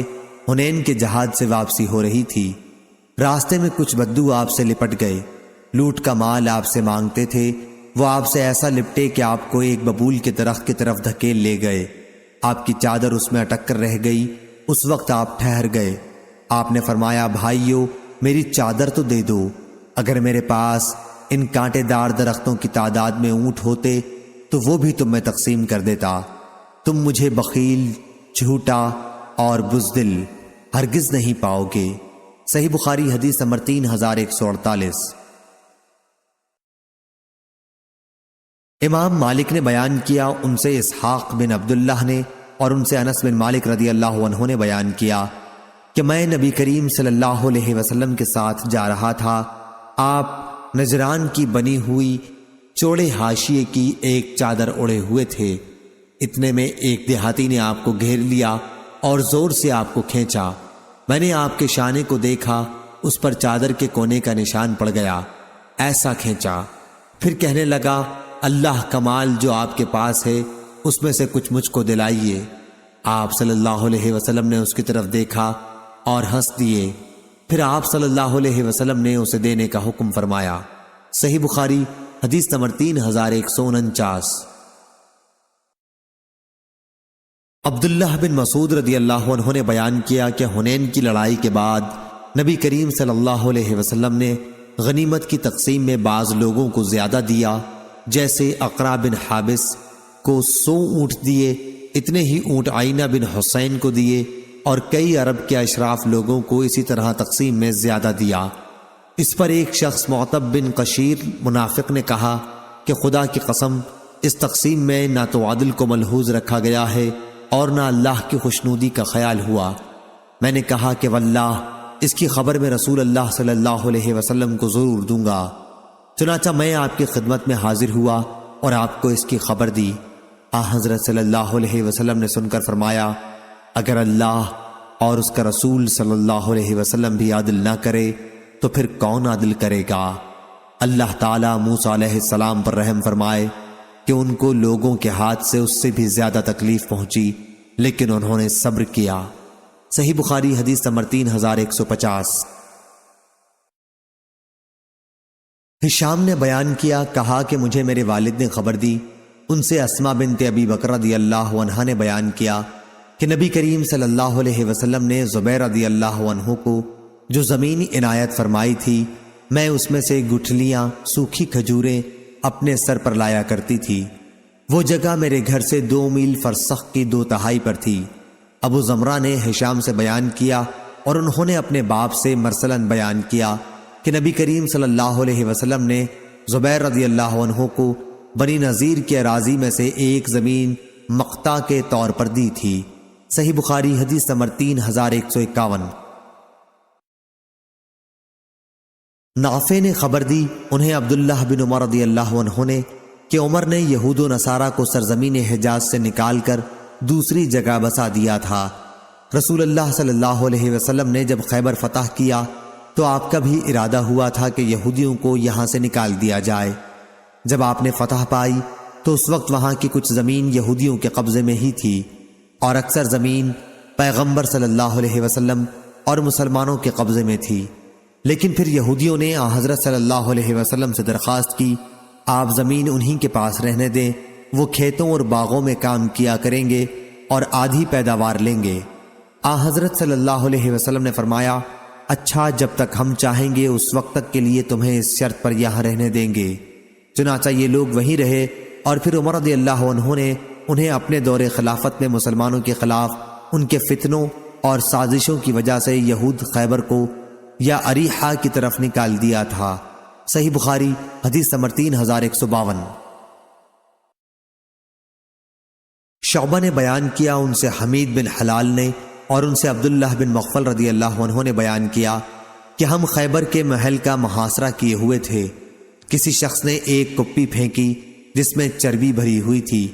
میں اسے لینے کے لیے لپکا، لیکن مڑ کر جو دیکھا تو پاس ہی نبی کریم صلی اللہ علیہ وسلم موجود تھے۔ میں شرم سے پانی پانی ہو گیا۔ صحیح بخاری حدیث نمبر 3153۔ مسدد بن مسرحد نے بیان کیا، کہا ہم سے حماد بن زید نے، ان سے ایوب نے، ان سے نافع نے، ان سے ابن عمر رضی اللہ عنہ نے بیان کیا کہ نبی کریم صلی اللہ علیہ وسلم کے زمانے میں غزووں میں ہمیں شہد اور انگور ملتا تھا، ہم اسے اسی وقت کھا لیتے، تقسیم کے لیے اٹھا نہ رکھتے۔ صحیح بخاری حدیث نمبر 3154۔ سفیان بن عینہ نے بیان کیا، انہوں نے کہا کہ میں نے عمرو بن دینار سے سنا، انہوں نے بیان کیا کہ میں جابر بن زید اور عمرو بن اوس کے ساتھ بیٹھا ہوا تھا، تو ان دونوں بزرگوں سے بجالہ نے بیان کیا کہ 70 ہجری میں جس سال مصعب بن زبیر رضی اللہ عنہ نے بصرہ والوں کے ساتھ حج کیا تھا، زمزم کی سیڑھیوں کے پاس انہوں نے بیان کیا تھا کہ میں احنف بن قیس رضی اللہ عنہ کے چچا جزع بن معاویہ کا کاتب تھا، تو وفات سے 1 سال پہلے عمر بن خطاب رضی اللہ عنہ کا ایک مکتوب ہمارے پاس آیا کہ جس پارسی نے اپنی محرم عورت کو بیوی بنایا ہو تو ان کو جدا کر دو، اور حضرت عمر رضی اللہ عنہ نے پارسیوں سے جزیہ نہیں لیا تھا۔ صحیح بخاری حدیث نمبر 3156۔ عروہ بن زبیر رضی اللہ عنہ نے بیان کیا، ان سے مسعور بن مخرمہ رضی اللہ عنہ نے اور انہیں عمرو بن عوف رضی اللہ عنہ نے خبر دی، وہ بنی عامر بن لوئی کے حلیف تھے اور جنگ بدر میں شریک تھے۔ انہوں نے ان کو خبر دی کہ رسول اللہ صلی اللہ علیہ وسلم نے ابو عبیدہ بن جراح رضی اللہ عنہ کو بحرین جزیہ وصول کرنے کے لیے بھیجا تھا۔ حضرت صلی اللہ علیہ وسلم نے بحرین کے لوگوں سے صلح کی تھی اور ان پر علا بن حضرمی رضی اللہ عنہ کو حاکم بنایا تھا۔ جب ابو عبیدہ رضی اللہ عنہ بحرین کا مال لے کر آئے تو انصار کو معلوم ہو گیا کہ ابو عبیدہ رضی اللہ عنہ آ گئے ہیں، چنانچہ فجر کی نماز سب لوگوں نے نبی کریم صلی اللہ علیہ وسلم کے ساتھ پڑھی۔ جب حضرت صلی اللہ علیہ وسلم نماز پڑھا چکے تو لوگ حضرت صلی اللہ علیہ وسلم کے سامنے آئے۔ حضرت صلی اللہ علیہ وسلم انہیں دیکھ کر مسکرائے اور فرمایا کہ میرا خیال ہے کہ تم نے سن لیا ہے کہ ابو عبیدہ کچھ لے کر آئے ہیں۔ انصار رضی اللہ عنہم نے عرض کیا، جی ہاں یا رسول اللہ۔ حضرت صلی اللہ علیہ وسلم نے فرمایا، تمہیں خوشخبری ہو اور اس چیز کے لیے تم پر امید رہو جس سے تمہیں خوشی ہوگی، لیکن خدا کی قسم میں تمہارے بارے میں محتاجی اور فقر سے نہیں ڈرتا۔ مجھے اگر خوف ہے تو اس بات کا کہ کچھ دنیا کے دروازے تم پر اس طرح کھول دیے جائیں گے جیسے تم سے پہلے لوگوں پر کھول دیے گئے تھے، تو ایسا نہ ہو کہ تم بھی ان کی طرح ایک دوسرے سے جلنے لگو اور یہ جلنا تم کو بھی اسی طرح تباہ کر دے جیسا کہ پہلے لوگوں کو کیا تھا۔ صحیح بخاری حدیث نمبر 3158۔ سعید بن عبید اللہ ثقفی نے بیان کیا، ان سے بکر بن عبداللہ مزنی اور زیاد بن جبیر ہر دو نے بیان کیا، اور ان سے جبیر بن حیہ نے بیان کیا کہ کفار سے جنگ کے لیے عمر رضی اللہ عنہ نے فوجوں کو فارس کے بڑے بڑے شہروں کی طرف بھیجا تھا۔ جب لشکر قادسیہ پہنچا اور لڑائی کا نتیجہ مسلمانوں کے حق میں نکلا تو ہرمزان شوستر کا حاکم اسلام لے آیا۔ عمر رضی اللہ عنہ نے اس سے فرمایا کہ میں تم سے ان ممالک فارس وغیرہ پر فوج بھیجنے کے سلسلے میں مشورہ چاہتا ہوں کہ پہلے ان 3 مقاموں فارس، اصفہان اور آذربائیجان میں کہاں لڑائی سے شروع کی جائے۔ اس نے کہا، جی ہاں، اس ملک کی مثال اور اس میں رہنے والے اسلام دشمن باشندوں کی مثال ایک پرندے جیسی ہے جس کا سر ہے اور 2 بازو ہیں۔ اگر اس کا ایک بازو توڑ دیا جائے تو وہ اپنے دونوں پاؤں پر ایک بازو اور ایک سر کے ساتھ کھڑا رہ سکتا ہے، اگر دوسرا بازو بھی توڑ دیا جائے تو دونوں پاؤں اور سر کے ساتھ کھڑا رہ سکتا ہے، اگر سر توڑ دیا جائے تو دونوں پاؤں، دونوں بازو اور سر سب بیکار رہ جاتا ہے۔ پس سر تو کسرا ہے، تو ایک بازو قیصر ہے اور دوسرا فارس، اس لیے آپ مسلمانوں کو حکم دے دیں کہ پہلے وہ کسرا پر حملہ کریں۔ اور بکر بن عبداللہ اور زیاد بن جبیر دونوں نے بیان کیا کہ ان سے جبیر بن حیہ نے بیان کیا کہ ہمیں حضرت عمر رضی اللہ عنہ نے جہاد کے لیے بلایا اور نعمان بن مقرن رضی اللہ عنہ کو ہمارا امیر مقرر کیا۔ جب ہم دشمن کی سرزمین نہاوند کے قریب پہنچے تو کسرا کا ایک افسر 40,000 کا لشکر ساتھ لیے ہوئے ہمارے مقابلے کے لیے بڑھا۔ پھر ایک ترجمان نے آ کر کہا کہ تم میں سے کوئی ایک شخص معاملات پر گفتگو کرے۔ مغیرہ بن شعبہ رضی اللہ عنہ نے مسلمانوں کی نمائندگی کی اور فرمایا کہ جو تمہارے مطالبات ہوں انہیں بیان کرو۔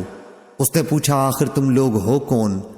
مغیرہ رضی اللہ عنہ نے کہا کہ ہم عرب کے رہنے والے ہیں، ہم انتہائی بدبختیوں اور مصیبتوں میں مبتلا تھے، بھوک کی شدت میں ہم چمڑے اور گٹھلیاں چوسا کرتے تھے، اون اور بال ہماری پوشاک تھی اور پتھروں اور درختوں کی ہم عبادت کیا کرتے تھے۔ ہماری مصیبتیں اسی طرح قائم تھیں کہ آسمان اور زمین کے رب نے، جس کا ذکر اپنی تمام عظمت و جلال کے ساتھ بلند ہے، ہماری طرف ہماری ہی طرح کہ انسانی عادات و خصائص رکھنے والا ایک نبی بھیجا۔ ہم اس کے باپ اور ماں کو جانتے ہیں۔ اللہ کے رسول صلی اللہ علیہ وسلم نے ہمیں حکم دیا کہ ہم تم سے اس وقت تک جنگ کرتے رہیں جب تک تم صرف اللہ اکیلے کی عبادت نہ کرنے لگو، یا پھر اسلام نہ قبول کرنے کی صورت میں جزیہ دینا قبول کر لو۔ اور ہمارے نبی کریم صلی اللہ علیہ وسلم نے ہمیں اپنے رب کا یہ پیغام بھی پہنچایا ہے کہ اسلام کے لیے لڑتے ہوئے جہاد میں ہمارا جو آدمی بھی قتل کیا جائے گا وہ ایسی جنت میں جائے گا جو اس نے کبھی نہیں دیکھی، اور جو لوگ ہم میں سے زندہ باقی رہ جائیں گے وہ فتح حاصل کر کے تم پر حاکم بن سکیں گے۔ مغیرہ نے یہ گفتگو تمام کر کے نعمان سے کہا کہ لڑائی شروع کرو۔ صحیح بخاری حدیث نمبر 3159۔ ابو حمید سعدی رضی اللہ عنہ نے بیان کیا کہ رسول کریم صلی اللہ علیہ وسلم کے ساتھ ہم غزوہ تبوک میں شریک تھے۔ ایلا کے حاکم یوحنا بن روبہ نے حضرت صلی اللہ علیہ وسلم کو ایک سفید خچر بھیجا اور آپ نے اسے ایک چادر بطور خلعت کے اور ایک تحریر کے ذریعے اس کے ملک پر اسے ہی حاکم باقی رکھا۔ صحیح بخاری حدیث نمبر 3161۔ ابو جمرہ نے بیان کیا، کہا کہ میں نے جویریہ بن قدامہ تمیمی سے سنا، انہوں نے بیان کیا کہ میں نے عمر بن خطاب رضی اللہ عنہ سے سنا تھا جب وہ زخمی ہوئے۔ آپ سے ہم نے عرض کیا تھا کہ ہمیں کوئی وصیت کیجئے، تو آپ نے فرمایا کہ میں تمہیں اللہ تعالیٰ کے عہد کی جو تم نے زمیوں سے کیا ہے وصیت کرتا ہوں کہ اس کی حفاظت میں کوتاہی نہ کرنا، کیونکہ وہ تمہارے نبی کا ذمہ ہے اور تمہارے گھر والوں کی روزی ہے کہ جزیہ کے روپیے سے تمہارے بال بچوں کی گزران ہوتی ہے۔ صحیح بخاری حدیث نمبر 3162۔ یحییٰ بن سعید انصاری نے بیان کیا کہ میں نے انس رضی اللہ عنہ سے سنا، انہوں نے بیان کیا کہ نبی کریم صلی اللہ علیہ وسلم نے انصار کو بلایا تاکہ بحرین میں ان کے لیے کچھ زمین لکھ دیں، لیکن انہوں نے عرض کیا کہ نہیں، خدا کی قسم ہمیں اسی وقت وہاں زمین عنایت فرمائیے جب اتنی زمین ہمارے بھائی قریش مہاجرین کے لیے بھی آپ لکھیں۔ حضرت صلی اللہ علیہ وسلم نے فرمایا جب تک اللہ کو منظور ہے یہ معاش ان کو بھی یعنی قریش والوں کو ملتی رہے گی، لیکن انصار یہی اصرار کرتے رہے کہ قریش والوں کے لیے بھی سندیں لکھ دیجئے۔ جب آپ نے انصار سے فرمایا کہ میرے بعد تم یہ دیکھو گے کہ دوسروں کو تم پر ترجیح دی جائے گی، لیکن تم صبر سے کام لینا تاکہ تم آخر میں مجھ سے آ کر ملو، جنگ اور فساد نہ کرنا۔ صحیح بخاری حدیث نمبر 3163۔ محمد بن منقدر نے بیان کیا کہ جابر بن عبداللہ رضی اللہ عنہ نے بیان کیا کہ رسول اللہ صلی اللہ علیہ وسلم نے مجھ سے فرمایا تھا کہ اگر ہمارے پاس بحرین سے روپیہ آیا تو میں تمہیں اتنا اتنا اتنا 3 لب دوں گا۔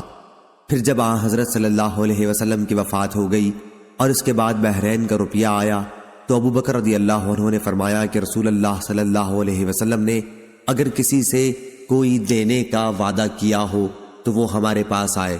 چنانچہ میں حاضر ہوا اور عرض کیا کہ حضرت صلی اللہ علیہ وسلم نے مجھ سے فرمایا تھا کہ اگر بحرین کا روپیہ ہمارے یہاں آیا تو میں تمہیں اتنا اتنا اور اتنا دوں گا۔ اس پر انہوں نے فرمایا کہ اچھا 1 لب بھرو۔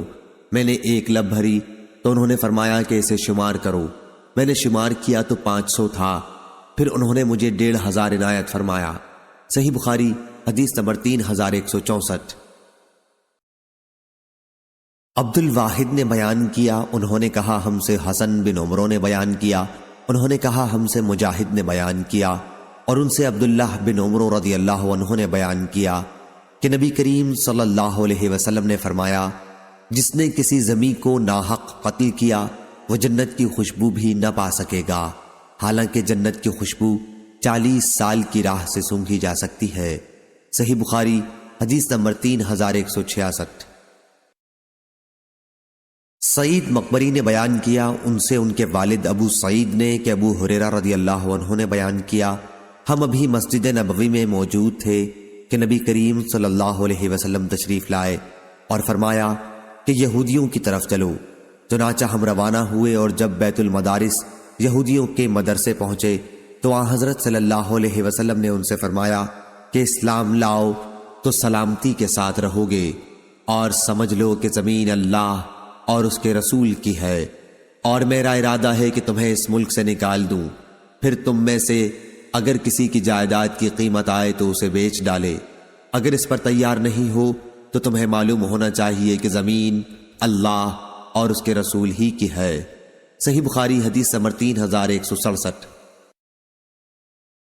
سفیان بن عیینہ نے بیان کیا، ان سے سلیمان احول نے، انہوں نے سعید بن جبیر سے سنا، اور انہوں نے ابن عباس رضی اللہ عنہ سے سنا، آپ نے جمعرات کے دن کا ذکر کرتے ہوئے کہا، تمہیں معلوم ہے کہ جمعرات کا دن، ہائے یہ کون سا دن ہے؟ اس کے بعد وہ اتنا روئے کہ ان کے آنسوؤں سے کنکریاں تر ہو گئیں۔ سعید نے کہا، میں نے عرض کیا، یا ابن عباس جمعرات کے دن سے کیا مطلب ہے؟ انہوں نے کہا کہ اسی دن رسول اللہ صلی اللہ علیہ وسلم کی تکلیف مرض الوفات میں شدت پیدا ہوئی تھی، اور آپ صلی اللہ علیہ وسلم نے فرمایا تھا کہ مجھے لکھنے کا ایک کاغذ دے دو تاکہ میں تمہارے لیے ایک ایسی کتاب لکھ جاؤں جس کے بعد تم کبھی گمراہ نہ ہو۔ اس پر لوگوں کا اختلاف ہو گیا۔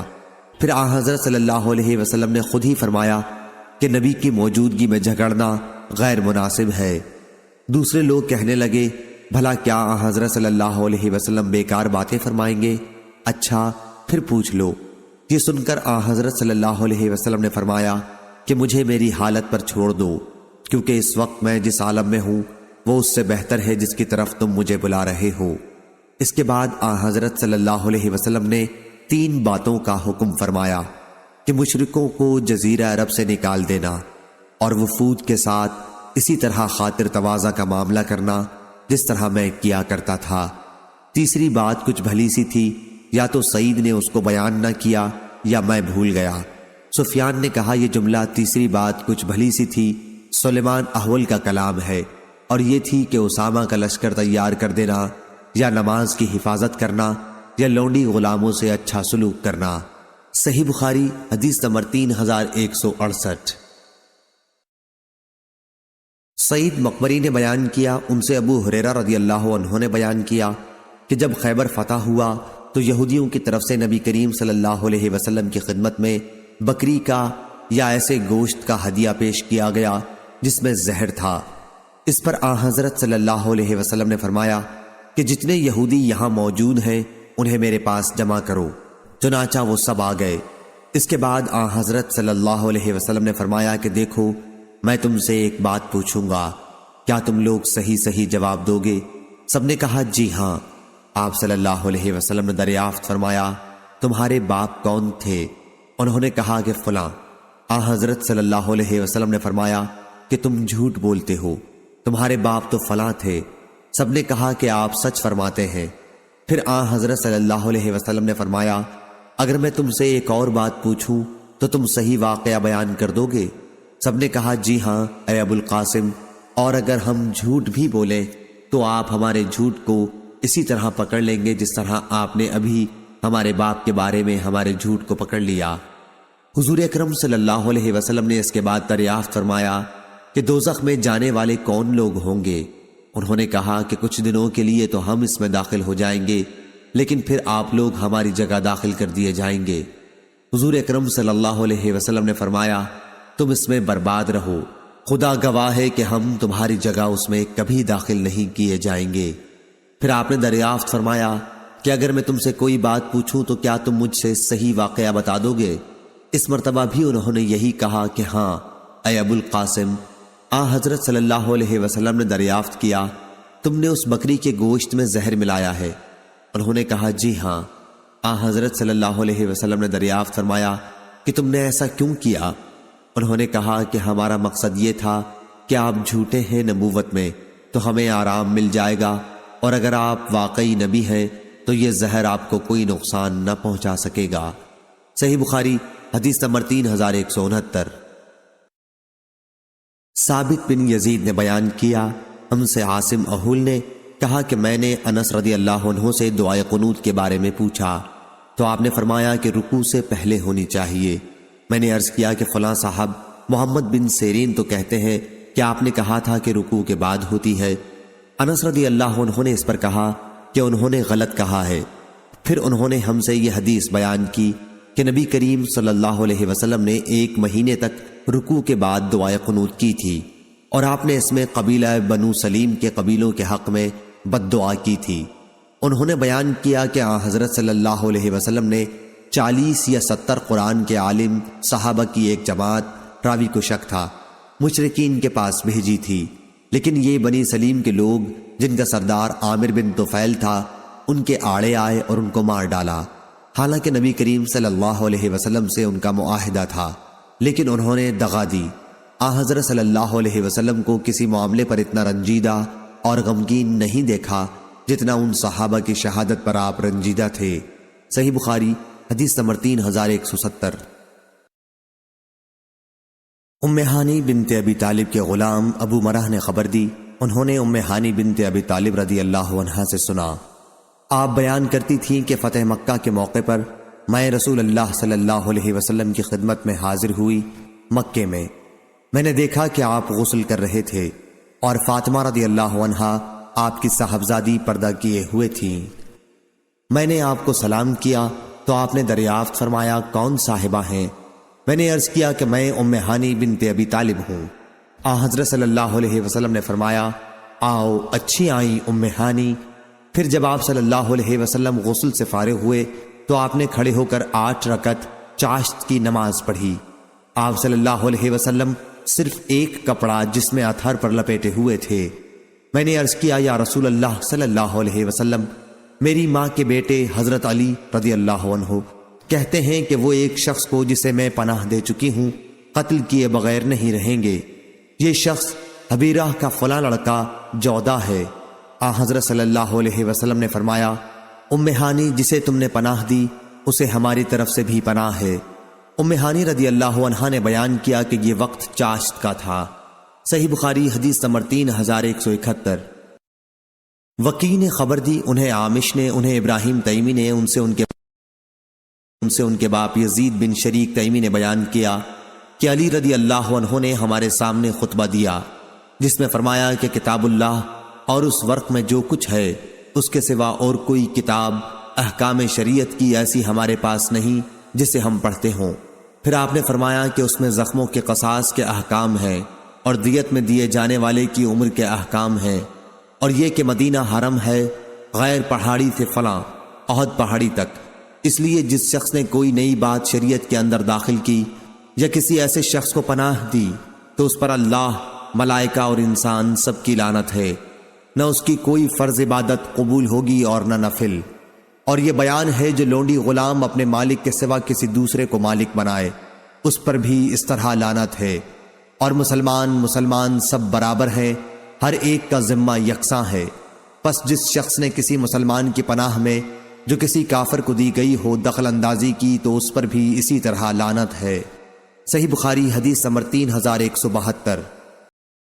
مستد بن مسرحد نے بیان کیا، کہا ہم سے بشیر بن مفضل نے، کہا ہم سے یحییٰ بن سعید انصاری نے، ان سے بشیر بن یسار نے اور ان سے سہل بن ابی حتمہ نے بیان کیا کہ عبداللہ بن سہل اور محیصہ بن مسعود بن زید رضی اللہ عنہ خیبر گئے۔ ان دنوں خیبر کے یہودیوں سے مسلمانوں کی صلح تھی۔ پھر دونوں حضرات خیبر پہنچ کر اپنے اپنے کاموں کے لیے جدا ہو گئے۔ اس کے بعد محیصہ رضی اللہ عنہ عبداللہ بن سہل کے پاس آئے تو کیا دیکھتے ہیں کہ وہ خون میں لوٹ رہے ہیں، کسی نے ان کو قتل کر ڈالا۔ خیر محیصہ رضی اللہ عنہ نے عبداللہ رضی اللہ عنہ کو دفن کر دیا، پھر مدینہ آئے۔ اس کے بعد عبد الرحمن بن سہل عبداللہ رضی اللہ عنہ کے بھائی اور مسعود کے دونوں صاحبزادے محیصہ اور حویصہ نبی کریم صلی اللہ علیہ وسلم کی خدمت میں حاضر ہوئے۔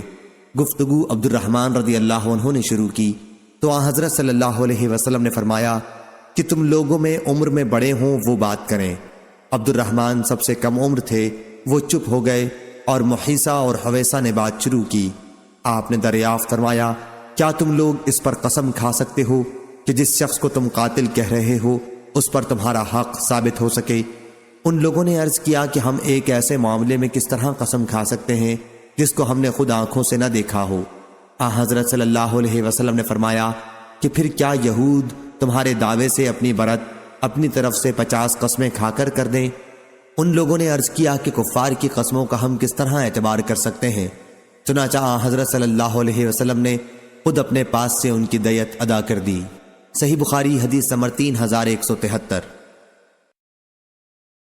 عبیداللہ بن عبداللہ بن عتبہ نے خبر دی، انہیں عبداللہ بن عباس رضی اللہ عنہ نے خبر دی اور انہیں ابو سفیان بن حرب نے خبر دی کہ ہرقل فرمانروائے روم نے انہیں قریش کے قافلے کے ساتھ بلا بھیجا۔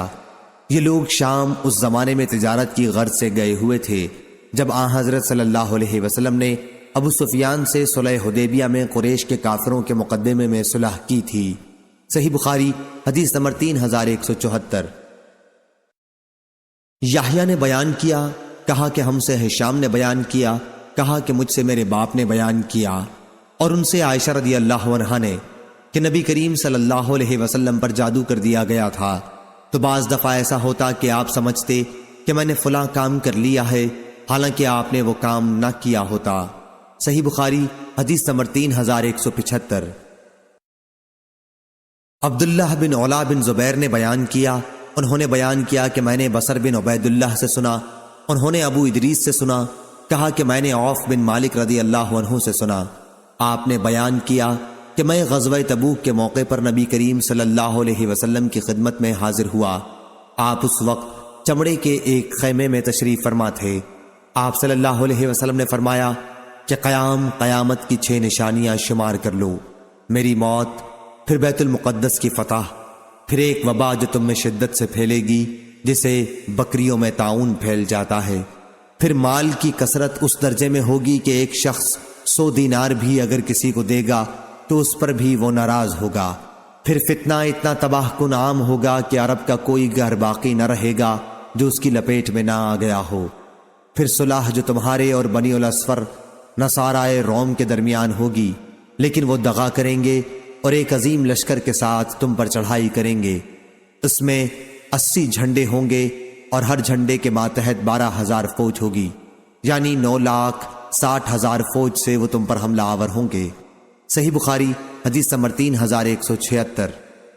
شعیب نے خبر دی، انہیں زہری نے، انہیں حمید بن عبد الرحمن نے کہ ابو ہریرہ رضی اللہ عنہ نے بیان کیا کہ ابو بکر رضی اللہ عنہ نے حجۃ الوداع سے پہلے والے حج کے موقع پر 10ویں ذی الحج کے دن بعض دوسرے لوگوں کے ساتھ مجھے بھی منی میں یہ اعلان کرنے بھیجا تھا کہ اس سال کے بعد کوئی مشرک حج کرنے نہ آئے اور کوئی شخص بیت اللہ کا طواف ننگے ہو کر نہ کرے، اور حج اکبر کا دن 10ویں تاریخ ذی الحجہ کا دن ہے۔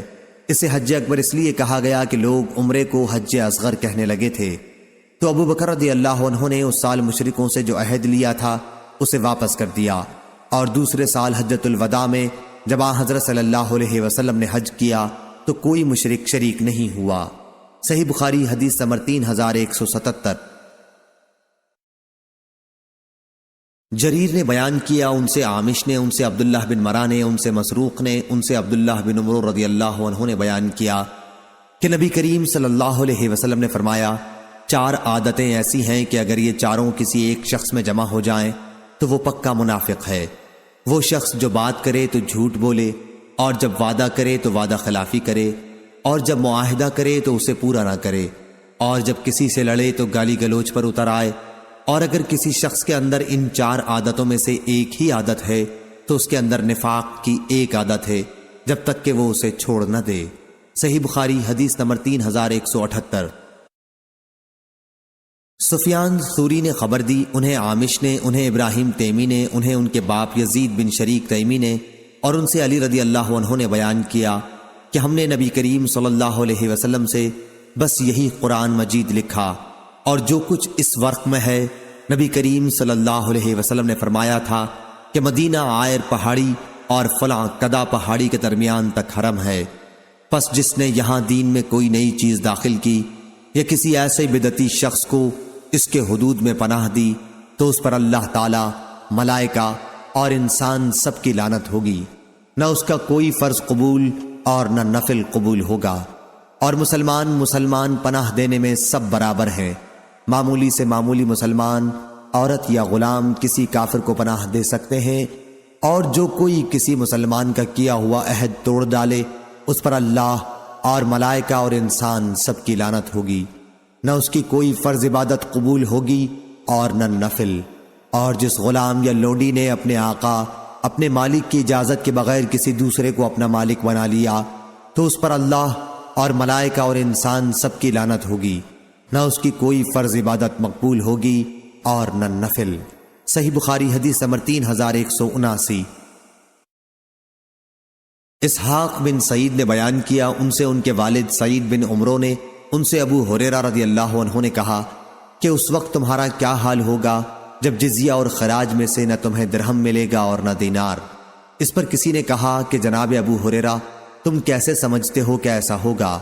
ابو ہریرہ رضی اللہ عنہ نے کہا، ہاں اس ذات کی قسم جس کے ہاتھ میں ابو ہریرہ کی جان ہے، یہ صادق و مصدوق صلی اللہ علیہ وسلم کا فرمان ہے۔ لوگوں نے پوچھا تھا کہ یہ کیسے ہو جائے گا، تو آپ نے فرمایا جب کہ اللہ اور اس کے رسول کا عہد، اسلامی حکومت غیر مسلموں سے ان کی جان و مال کی حفاظت کے بارے میں توڑا جانے لگے تو اللہ تعالیٰ بھی زمیوں کے دلوں کو سخت کر دے گا اور وہ جزیہ دینا بند کر دیں گے، بلکہ لڑنے کو مستعد ہوں گے۔ صحیح بخاری حدیث نمبر 3180۔ ابو حمزہ نے خبر دی، کہا کہ میں نے عامش سے سنا، انہوں نے بیان کیا کہ میں نے ابو وائل سے پوچھا کیا آپ صفین کی جنگ میں موجود تھے؟ انہوں نے بیان کیا کہ ہاں میں تھا، اور میں نے سہل بن حنیف رضی اللہ عنہ کو یہ کہتے سنا تھا کہ تم لوگ خود اپنی رائے کو غلط سمجھو جو آپس میں لڑتے مرتے ہو۔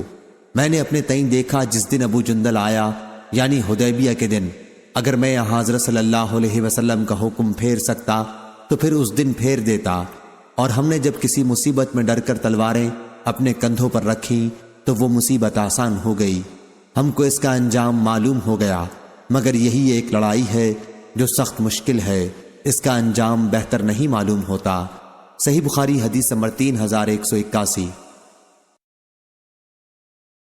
عبداللہ بن محمد نے بیان کیا، کہا ہم سے یحییٰ بن آدم نے، ان سے یزید بن عبدالعزیز نے، ان سے ان کے باپ عبدالعزیز بن سیاح نے، ان سے حبیب بن ابی ثابت نے بیان کیا، کہا کہ مجھ سے ابو وائل نے بیان کیا کہ ہم مقام صفین میں ڈیرے ڈالے ہوئے تھے، پھر سہل بن حنیف کھڑے ہوئے اور فرمایا، اے لوگو تم خود اپنی رائے کو غلط سمجھو، ہم صلح حدیبیہ کے موقع پر رسول اللہ صلی اللہ علیہ وسلم کے ساتھ تھے، اگر ہمیں لڑنا ہوتا تو اس وقت ضرور لڑتے۔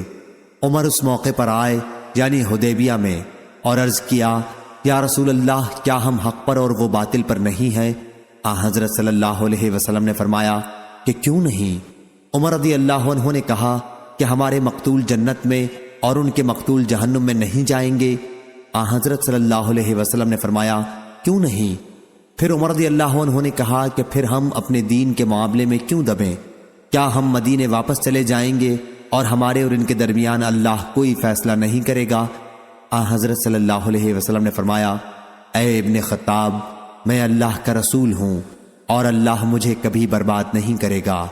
اس کے بعد حضرت عمر رضی اللہ عنہ حضرت ابو بکر رضی اللہ عنہ کے پاس گئے اور ان سے وہی سوالات کیے جو نبی کریم صلی اللہ علیہ وسلم سے ابھی کر چکے تھے۔ انہوں نے بھی یہی کہا، کیا حضرت صلی اللہ علیہ وسلم اللہ کے رسول ہیں اور اللہ انہیں کبھی برباد نہیں ہونے دے گا۔ پھر سورہ فتح نازل ہوئی اور حضرت صلی اللہ علیہ وسلم نے حضرت عمر رضی اللہ عنہ کو اسے آخر تک پڑھ کر سنایا تو حضرت عمر رضی اللہ عنہ نے عرض کیا کیا یہی فتح ہے؟ حضرت صلی اللہ علیہ وسلم نے فرمایا کہ ہاں، بلا شک یہی فتح ہے۔ صحیح بخاری حدیث نمبر 3182۔ حاتم نے بیان کیا، ان سے ہشام بن عروہ نے، ان سے ان کے باپ نے، اور ان سے اسماء بنت ابی بکر رضی اللہ عنہا نے بیان کیا کہ قریش سے جس زمانے میں رسول کریم صلی اللہ علیہ وسلم نے حدیبیہ کی صلح کی تھی، اسی مدت میں میری والدہ قتیلہ اپنے باپ حارث بن مدرک کو ساتھ لے کر میرے پاس آئیں۔ وہ اسلام میں داخل نہیں ہوئی تھیں۔ عروہ نے بیان کیا کہ حضرت اسماء رضی اللہ عنہا نے اس بارے میں حضرت صلی اللہ علیہ وسلم سے پوچھا کہ یا رسول اللہ، میری والدہ آئی ہوئی ہے اور مجھ سے رغبت کے ساتھ ملنا چاہتی ہیں، تو کیا میں ان کے ساتھ صلہ رحمی کروں؟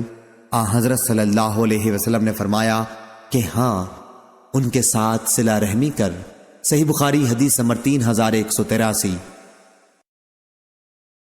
ابراہیم بن یوسف بن ابی اسحاق نے بیان کیا، کہا کہ مجھ سے میرے والد نے بیان کیا، ان سے ابو اسحاق نے بیان کیا، کہا مجھ سے برا بن عازب رضی اللہ عنہ نے بیان کیا کہ نبی کریم صلی اللہ علیہ وسلم نے جب عمرہ کرنا چاہا تو آپ نے مکے میں داخلے کے لیے مکے کے لوگوں سے اجازت لینے کے لیے آدمی بھیجا۔ انہوں نے اس شرط کے ساتھ اجازت دی کہ مکے میں 3 دن سے زیادہ قیام نہ کریں، ہتھیار نیام میں رکھے بغیر داخل نہ ہوں، اور مکے کے کسی آدمی کو اپنے ساتھ مدینہ نہ لے جائیں اگرچہ وہ جانا چاہے۔ انہوں نے بیان کیا کہ پھر ان شرائط کو علی بن ابی طالب رضی اللہ عنہ نے لکھنا شروع کیا، اور اس طرح یہ محمد اللہ کے رسول کے صلح نامے کی تحریر ہے۔ مکے والوں نے کہا کہ اگر ہم جان لیتے کہ آپ اللہ کے رسول ہیں تو پھر آپ کو روکتے ہی نہیں، بلکہ آپ پر ایمان لاتے، اس لیے تمہیں یوں لکھنا چاہیے، یہ محمد بن عبداللہ کے صلح نامے کی تحریر ہے۔ اس پر حضرت صلی اللہ علیہ وسلم نے فرمایا، اللہ گواہ ہے کہ میں اللہ کا رسول بھی ہوں۔ حضرت صلی اللہ علیہ وسلم لکھنا نہیں جانتے تھے۔ راوی نے بیان کیا کہ آپ صلی اللہ علیہ وسلم نے علی رضی اللہ عنہ سے فرمایا، رسول اللہ صلی اللہ علیہ وسلم کا لفظ مٹا دے۔ حضرت علی رضی اللہ عنہ نے عرض کیا کہ خدا کی قسم، یہ لفظ تو میں کبھی نہ مٹاؤں گا۔ حضرت صلی اللہ علیہ وسلم نے فرمایا کہ پھر مجھے دکھلاؤ۔ راوی نے بیان کیا کہ علی رضی اللہ عنہ نے حضرت صلی اللہ علیہ وسلم کو وہ لفظ دکھایا اور آپ نے خود اپنے ہاتھ سے اسے مٹا دیا۔ پھر جب حضرت صلی اللہ علیہ وسلم مکہ تشریف لے گئے اور 3 دن گزر گئے تو قریش حضرت علی کے پاس آئے اور کہا کہ اب اپنے ساتھی سے کہو کہ اب یہاں سے چلے جائیں۔ علی رضی اللہ عنہ نے بیان کیا کہ میں نے اس کا ذکر حضرت صلی اللہ علیہ وسلم سے کیا تو آپ نے فرمایا کہ ہاں، چنانچہ آپ وہاں سے روانہ ہو گئے۔ صحیح بخاری حدیث نمبر 3184۔ عبداللہ رضی اللہ عنہ نے بیان کیا کہ مکے میں شروع اسلام کے زمانے میں رسول اللہ صلی اللہ علیہ وسلم سجدے کی حالت میں تھے اور قریب ہی قریش کے کچھ لوگ بیٹھے ہوئے تھے۔ پھر عقبہ بن ابی معیط اونٹ کی اوجڑی لایا اور نبی کریم صلی اللہ علیہ وسلم کی پیٹھ پر اسے ڈال دیا۔ نبی کریم صلی اللہ علیہ وسلم سجدے سے اپنا سر نہ اٹھا سکے۔ آخر فاطمہ رضی اللہ عنہا آئیں اور آپ صلی اللہ علیہ وسلم کی پیٹھ پر سے اس اوجڑی کو ہٹایا، اور جس نے یہ حرکت کی تھی اسے برا بھلا کہا۔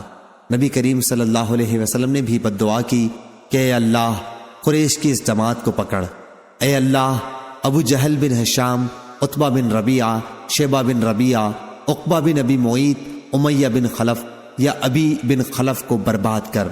پھر میں نے دیکھا کہ یہ سب بدر کی لڑائی میں قتل کر دیے گئے اور ایک کنویں میں انہیں ڈال دیا گیا، سوا امیہ یا ابی کے کہ یہ شخص بہت بھاری بھرکم تھا۔ جب اسے صحابہ نے کھینچا تو کنویں میں ڈالنے سے پہلے ہی اس کے جوڑ الگ ہو گئے۔ صحیح بخاری حدیث نمبر 3185۔ حماد نے بیان کیا، ان سے ایوب نے، ان سے نافع نے اور ان سے عبداللہ بن عمر رضی اللہ عنہ نے بیان کیا کہ میں نے نبی کریم صلی اللہ علیہ وسلم سے سنا، آپ صلی اللہ علیہ وسلم نے فرمایا کہ ہر دغاباز کے لیے قیامت کے دن ایک جھنڈا ہوگا جو اس کی دغابازی کی علامت کے طور پر اس کے پیچھے گاڑ دیا جائے گا۔ صحیح بخاری حدیث نمبر 3188۔ عبداللہ بن عباس رضی اللہ عنہ نے بیان کیا کہ رسول کریم صلی اللہ علیہ وسلم نے فتح مکہ کے دن فرمایا تھا، اب مکے سے ہجرت فرض نہیں رہی، البتہ جہاد کی نیت اور جہاد کا حکم باقی ہے، اس لیے جب تمہیں جہاد کے لیے نکالا جائے تو فوراً نکل جاؤ، اور آن حضرت صلی اللہ علیہ وسلم نے فتح مکہ کے دن یہ بھی فرمایا تھا کہ جس دن اللہ تعالیٰ نے آسمان اور زمین پیدا کیے اسی دن اس شہر مکے کو حرم قرار دے دیا، پس یہ شہر اللہ کی حرمت کے ساتھ قیامت تک کے لیے حرم ہی رہے گا، اور مجھ سے پہلے یہاں کسی کے لیے لڑائی لڑنا جائز نہیں ہوا، اور میرے لیے بھی دن کی صرف ایک گھڑی کے لیے جائز کیا گیا، پس اب یہ مبارک شہر اللہ تعالیٰ کی حرمت کے ساتھ قیامت تک کے لیے حرام ہے۔ اس کی حدود میں نہ کسی درخت کا کانٹا توڑا جائے، نہ یہاں کے شکار کو ستایا جائے، اور کوئی یہاں کی گری ہوئی چیز نہ اٹھائے سوا اس شخص کے جو مالک تک چیز کو پہنچانے کے لیے اعلان کرے، اور نہ یہاں کی ہری گھاس کاٹی جائے۔ اس پر عباس رضی اللہ عنہ نے کہا، یا رسول اللہ، اذخر کی اجازت دے دیجئے، کیونکہ یہ یہاں کے سناروں اور گھروں کی چھتوں پر ڈالنے کے کام آتی ہے۔ تو آن حضرت صلی اللہ علیہ وسلم نے فرمایا کہ اچھا، اذخر کی اجازت ہے۔ صحیح بخاری حدیث نمبر 3189۔ عمران بن حسین رضی اللہ عنہ نے بیان کیا کہ بنی تمیم کے کچھ لوگ نبی کریم صلی اللہ علیہ وسلم کی خدمت میں آئے تو آپ نے ان سے فرمایا کہ اے بنی تمیم کے لوگو، تمہیں بشارت ہو۔ وہ کہنے لگے کہ بشارت جب آپ نے ہم کو دی ہے تو اب ہمیں کچھ مال بھی دیجیے۔ اس پر آن حضرت صلی اللہ علیہ وسلم کے چہرے مبارک کا رنگ بدل گیا۔ پھر آپ کی خدمت میں یمن کے لوگ آئے تو آپ نے ان سے بھی فرمایا کہ اے یمن والو، بنی تمیم کے لوگوں نے تو خوشخبری کو قبول نہیں کیا، اب تم اسے قبول کرو۔ انہوں نے عرض کیا کہ ہم نے قبول کیا۔ پھر آپ مخلوق اور عرش الہی کی ابتدا کے بارے میں گفتگو فرمانے لگے۔ اتنے میں ایک نامعلوم شخص آیا اور کہا کہ عمران، تمہاری اونٹنی بھاگ گئی۔ عمران رضی اللہ عنہ کہتے ہیں، کاش میں آپ کی مجلس سے نہ اٹھتا تو بہتر ہوتا۔ صحیح بخاری حدیث نمبر 3190۔ جامع بن شداد نے بیان کیا، ان سے صفوان بن محرز نے اور ان سے عمران بن حسین رضی اللہ عنہ نے بیان کیا کہ میں نبی کریم صلی اللہ علیہ وسلم کی خدمت میں حاضر ہوا اور اپنے اونٹ کو میں نے دروازے ہی پر باندھ دیا۔ اس کے بعد بنی تمیم کے کچھ لوگ آپ کی خدمت میں حاضر ہوئے۔ آپ صلی اللہ علیہ وسلم نے ان سے فرمایا، اے بنو تمیم، خوشخبری قبول کرو۔ انہوں نے 2 بار کہا کہ جب آپ نے ہمیں خوشخبری دی ہے تو اب مال بھی دیجیے۔ پھر یمن کے چند لوگ خدمت نبوی میں حاضر ہوئے۔ آپ صلی اللہ علیہ وسلم نے ان سے بھی یہی فرمایا کہ خوشخبری قبول کر لو اے یمن والو۔ بنو تمیم والوں نے تو نہیں قبول کی۔ وہ بولے، یا رسول اللہ، خوشخبری ہم نے قبول کی۔ پھر وہ کہنے لگے، ہم اس لیے حاضر ہوئے ہیں تاکہ آپ سے اس عالم کی پیدائش کا حال پوچھیں۔ آپ صلی اللہ علیہ وسلم نے فرمایا، اللہ تعالیٰ ازل سے موجود تھا اور اس کے سوا کوئی چیز موجود نہ تھی، اور اس کا عرش پانی پر تھا، لوح محفوظ میں اس نے ہر چیز کو لکھ لیا تھا۔ پھر اللہ تعالیٰ نے آسمان و زمین کو پیدا کیا۔ ابھی یہ باتیں ہو ہی رہی تھیں کہ ایک پکارنے والے نے آواز دی کہ ابن الحسین، تمہاری اونٹنی بھاگ گئی۔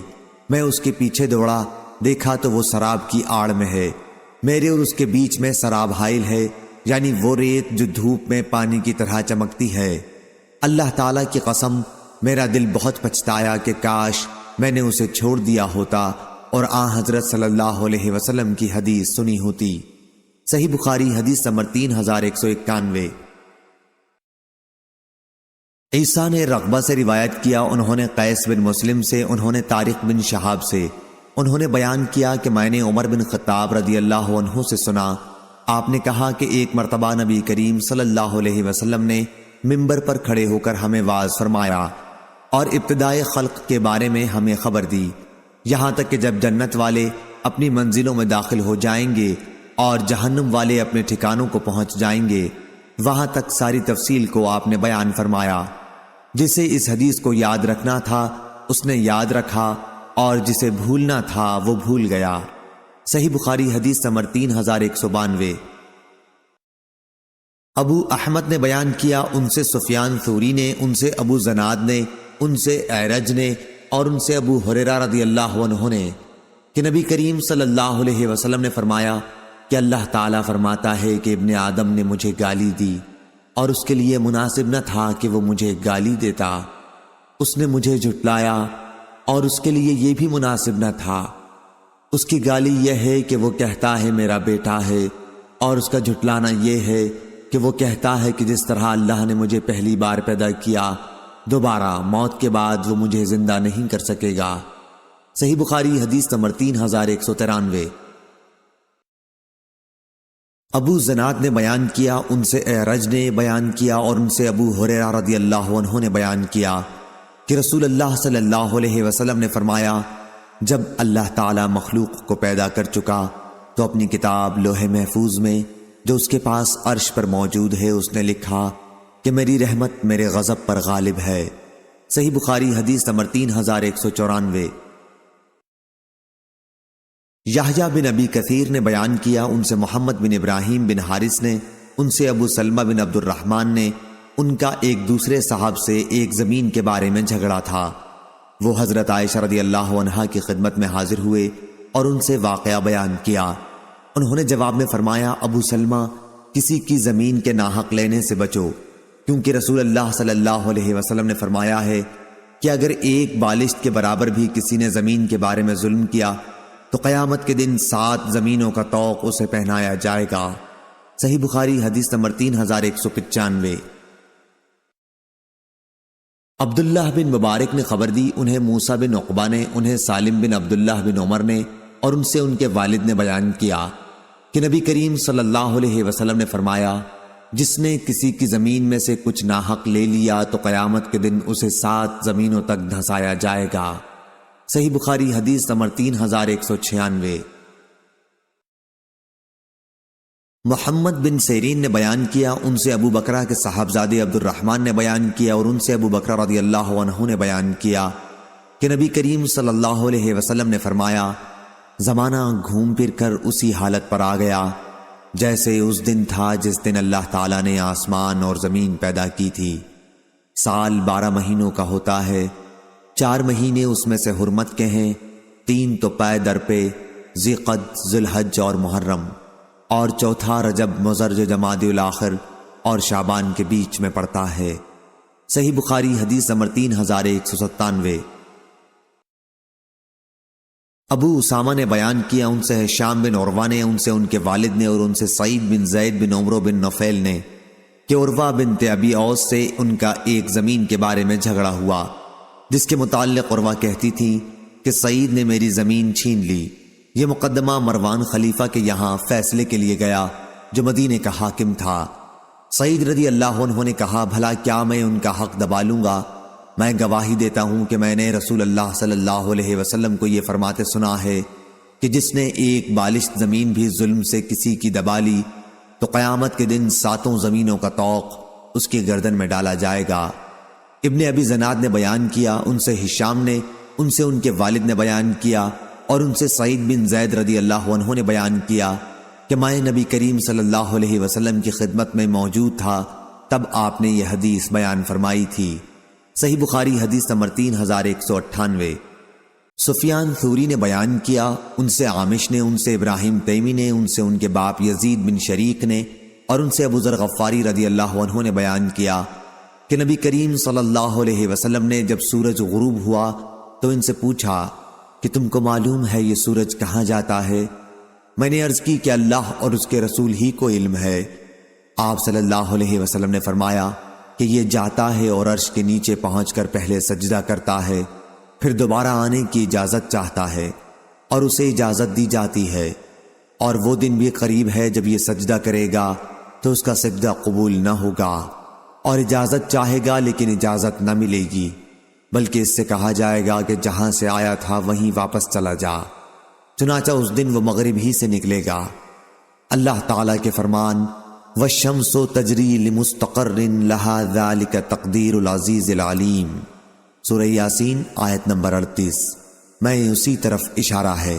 صحیح بخاری حدیث نمبر 3199۔ عبداللہ بن فیروز داناج نے بیان کیا، انہوں نے کہا مجھ سے ابو سلمہ بن عبد الرحمن نے بیان کیا اور ان سے ابو ہریرہ رضی اللہ عنہ نے بیان کیا کہ نبی کریم صلی اللہ علیہ وسلم نے فرمایا، قیامت کے دن سورج اور چاند دونوں تاریک بے نور ہو جائیں گے۔ صحیح بخاری حدیث نمبر 3200۔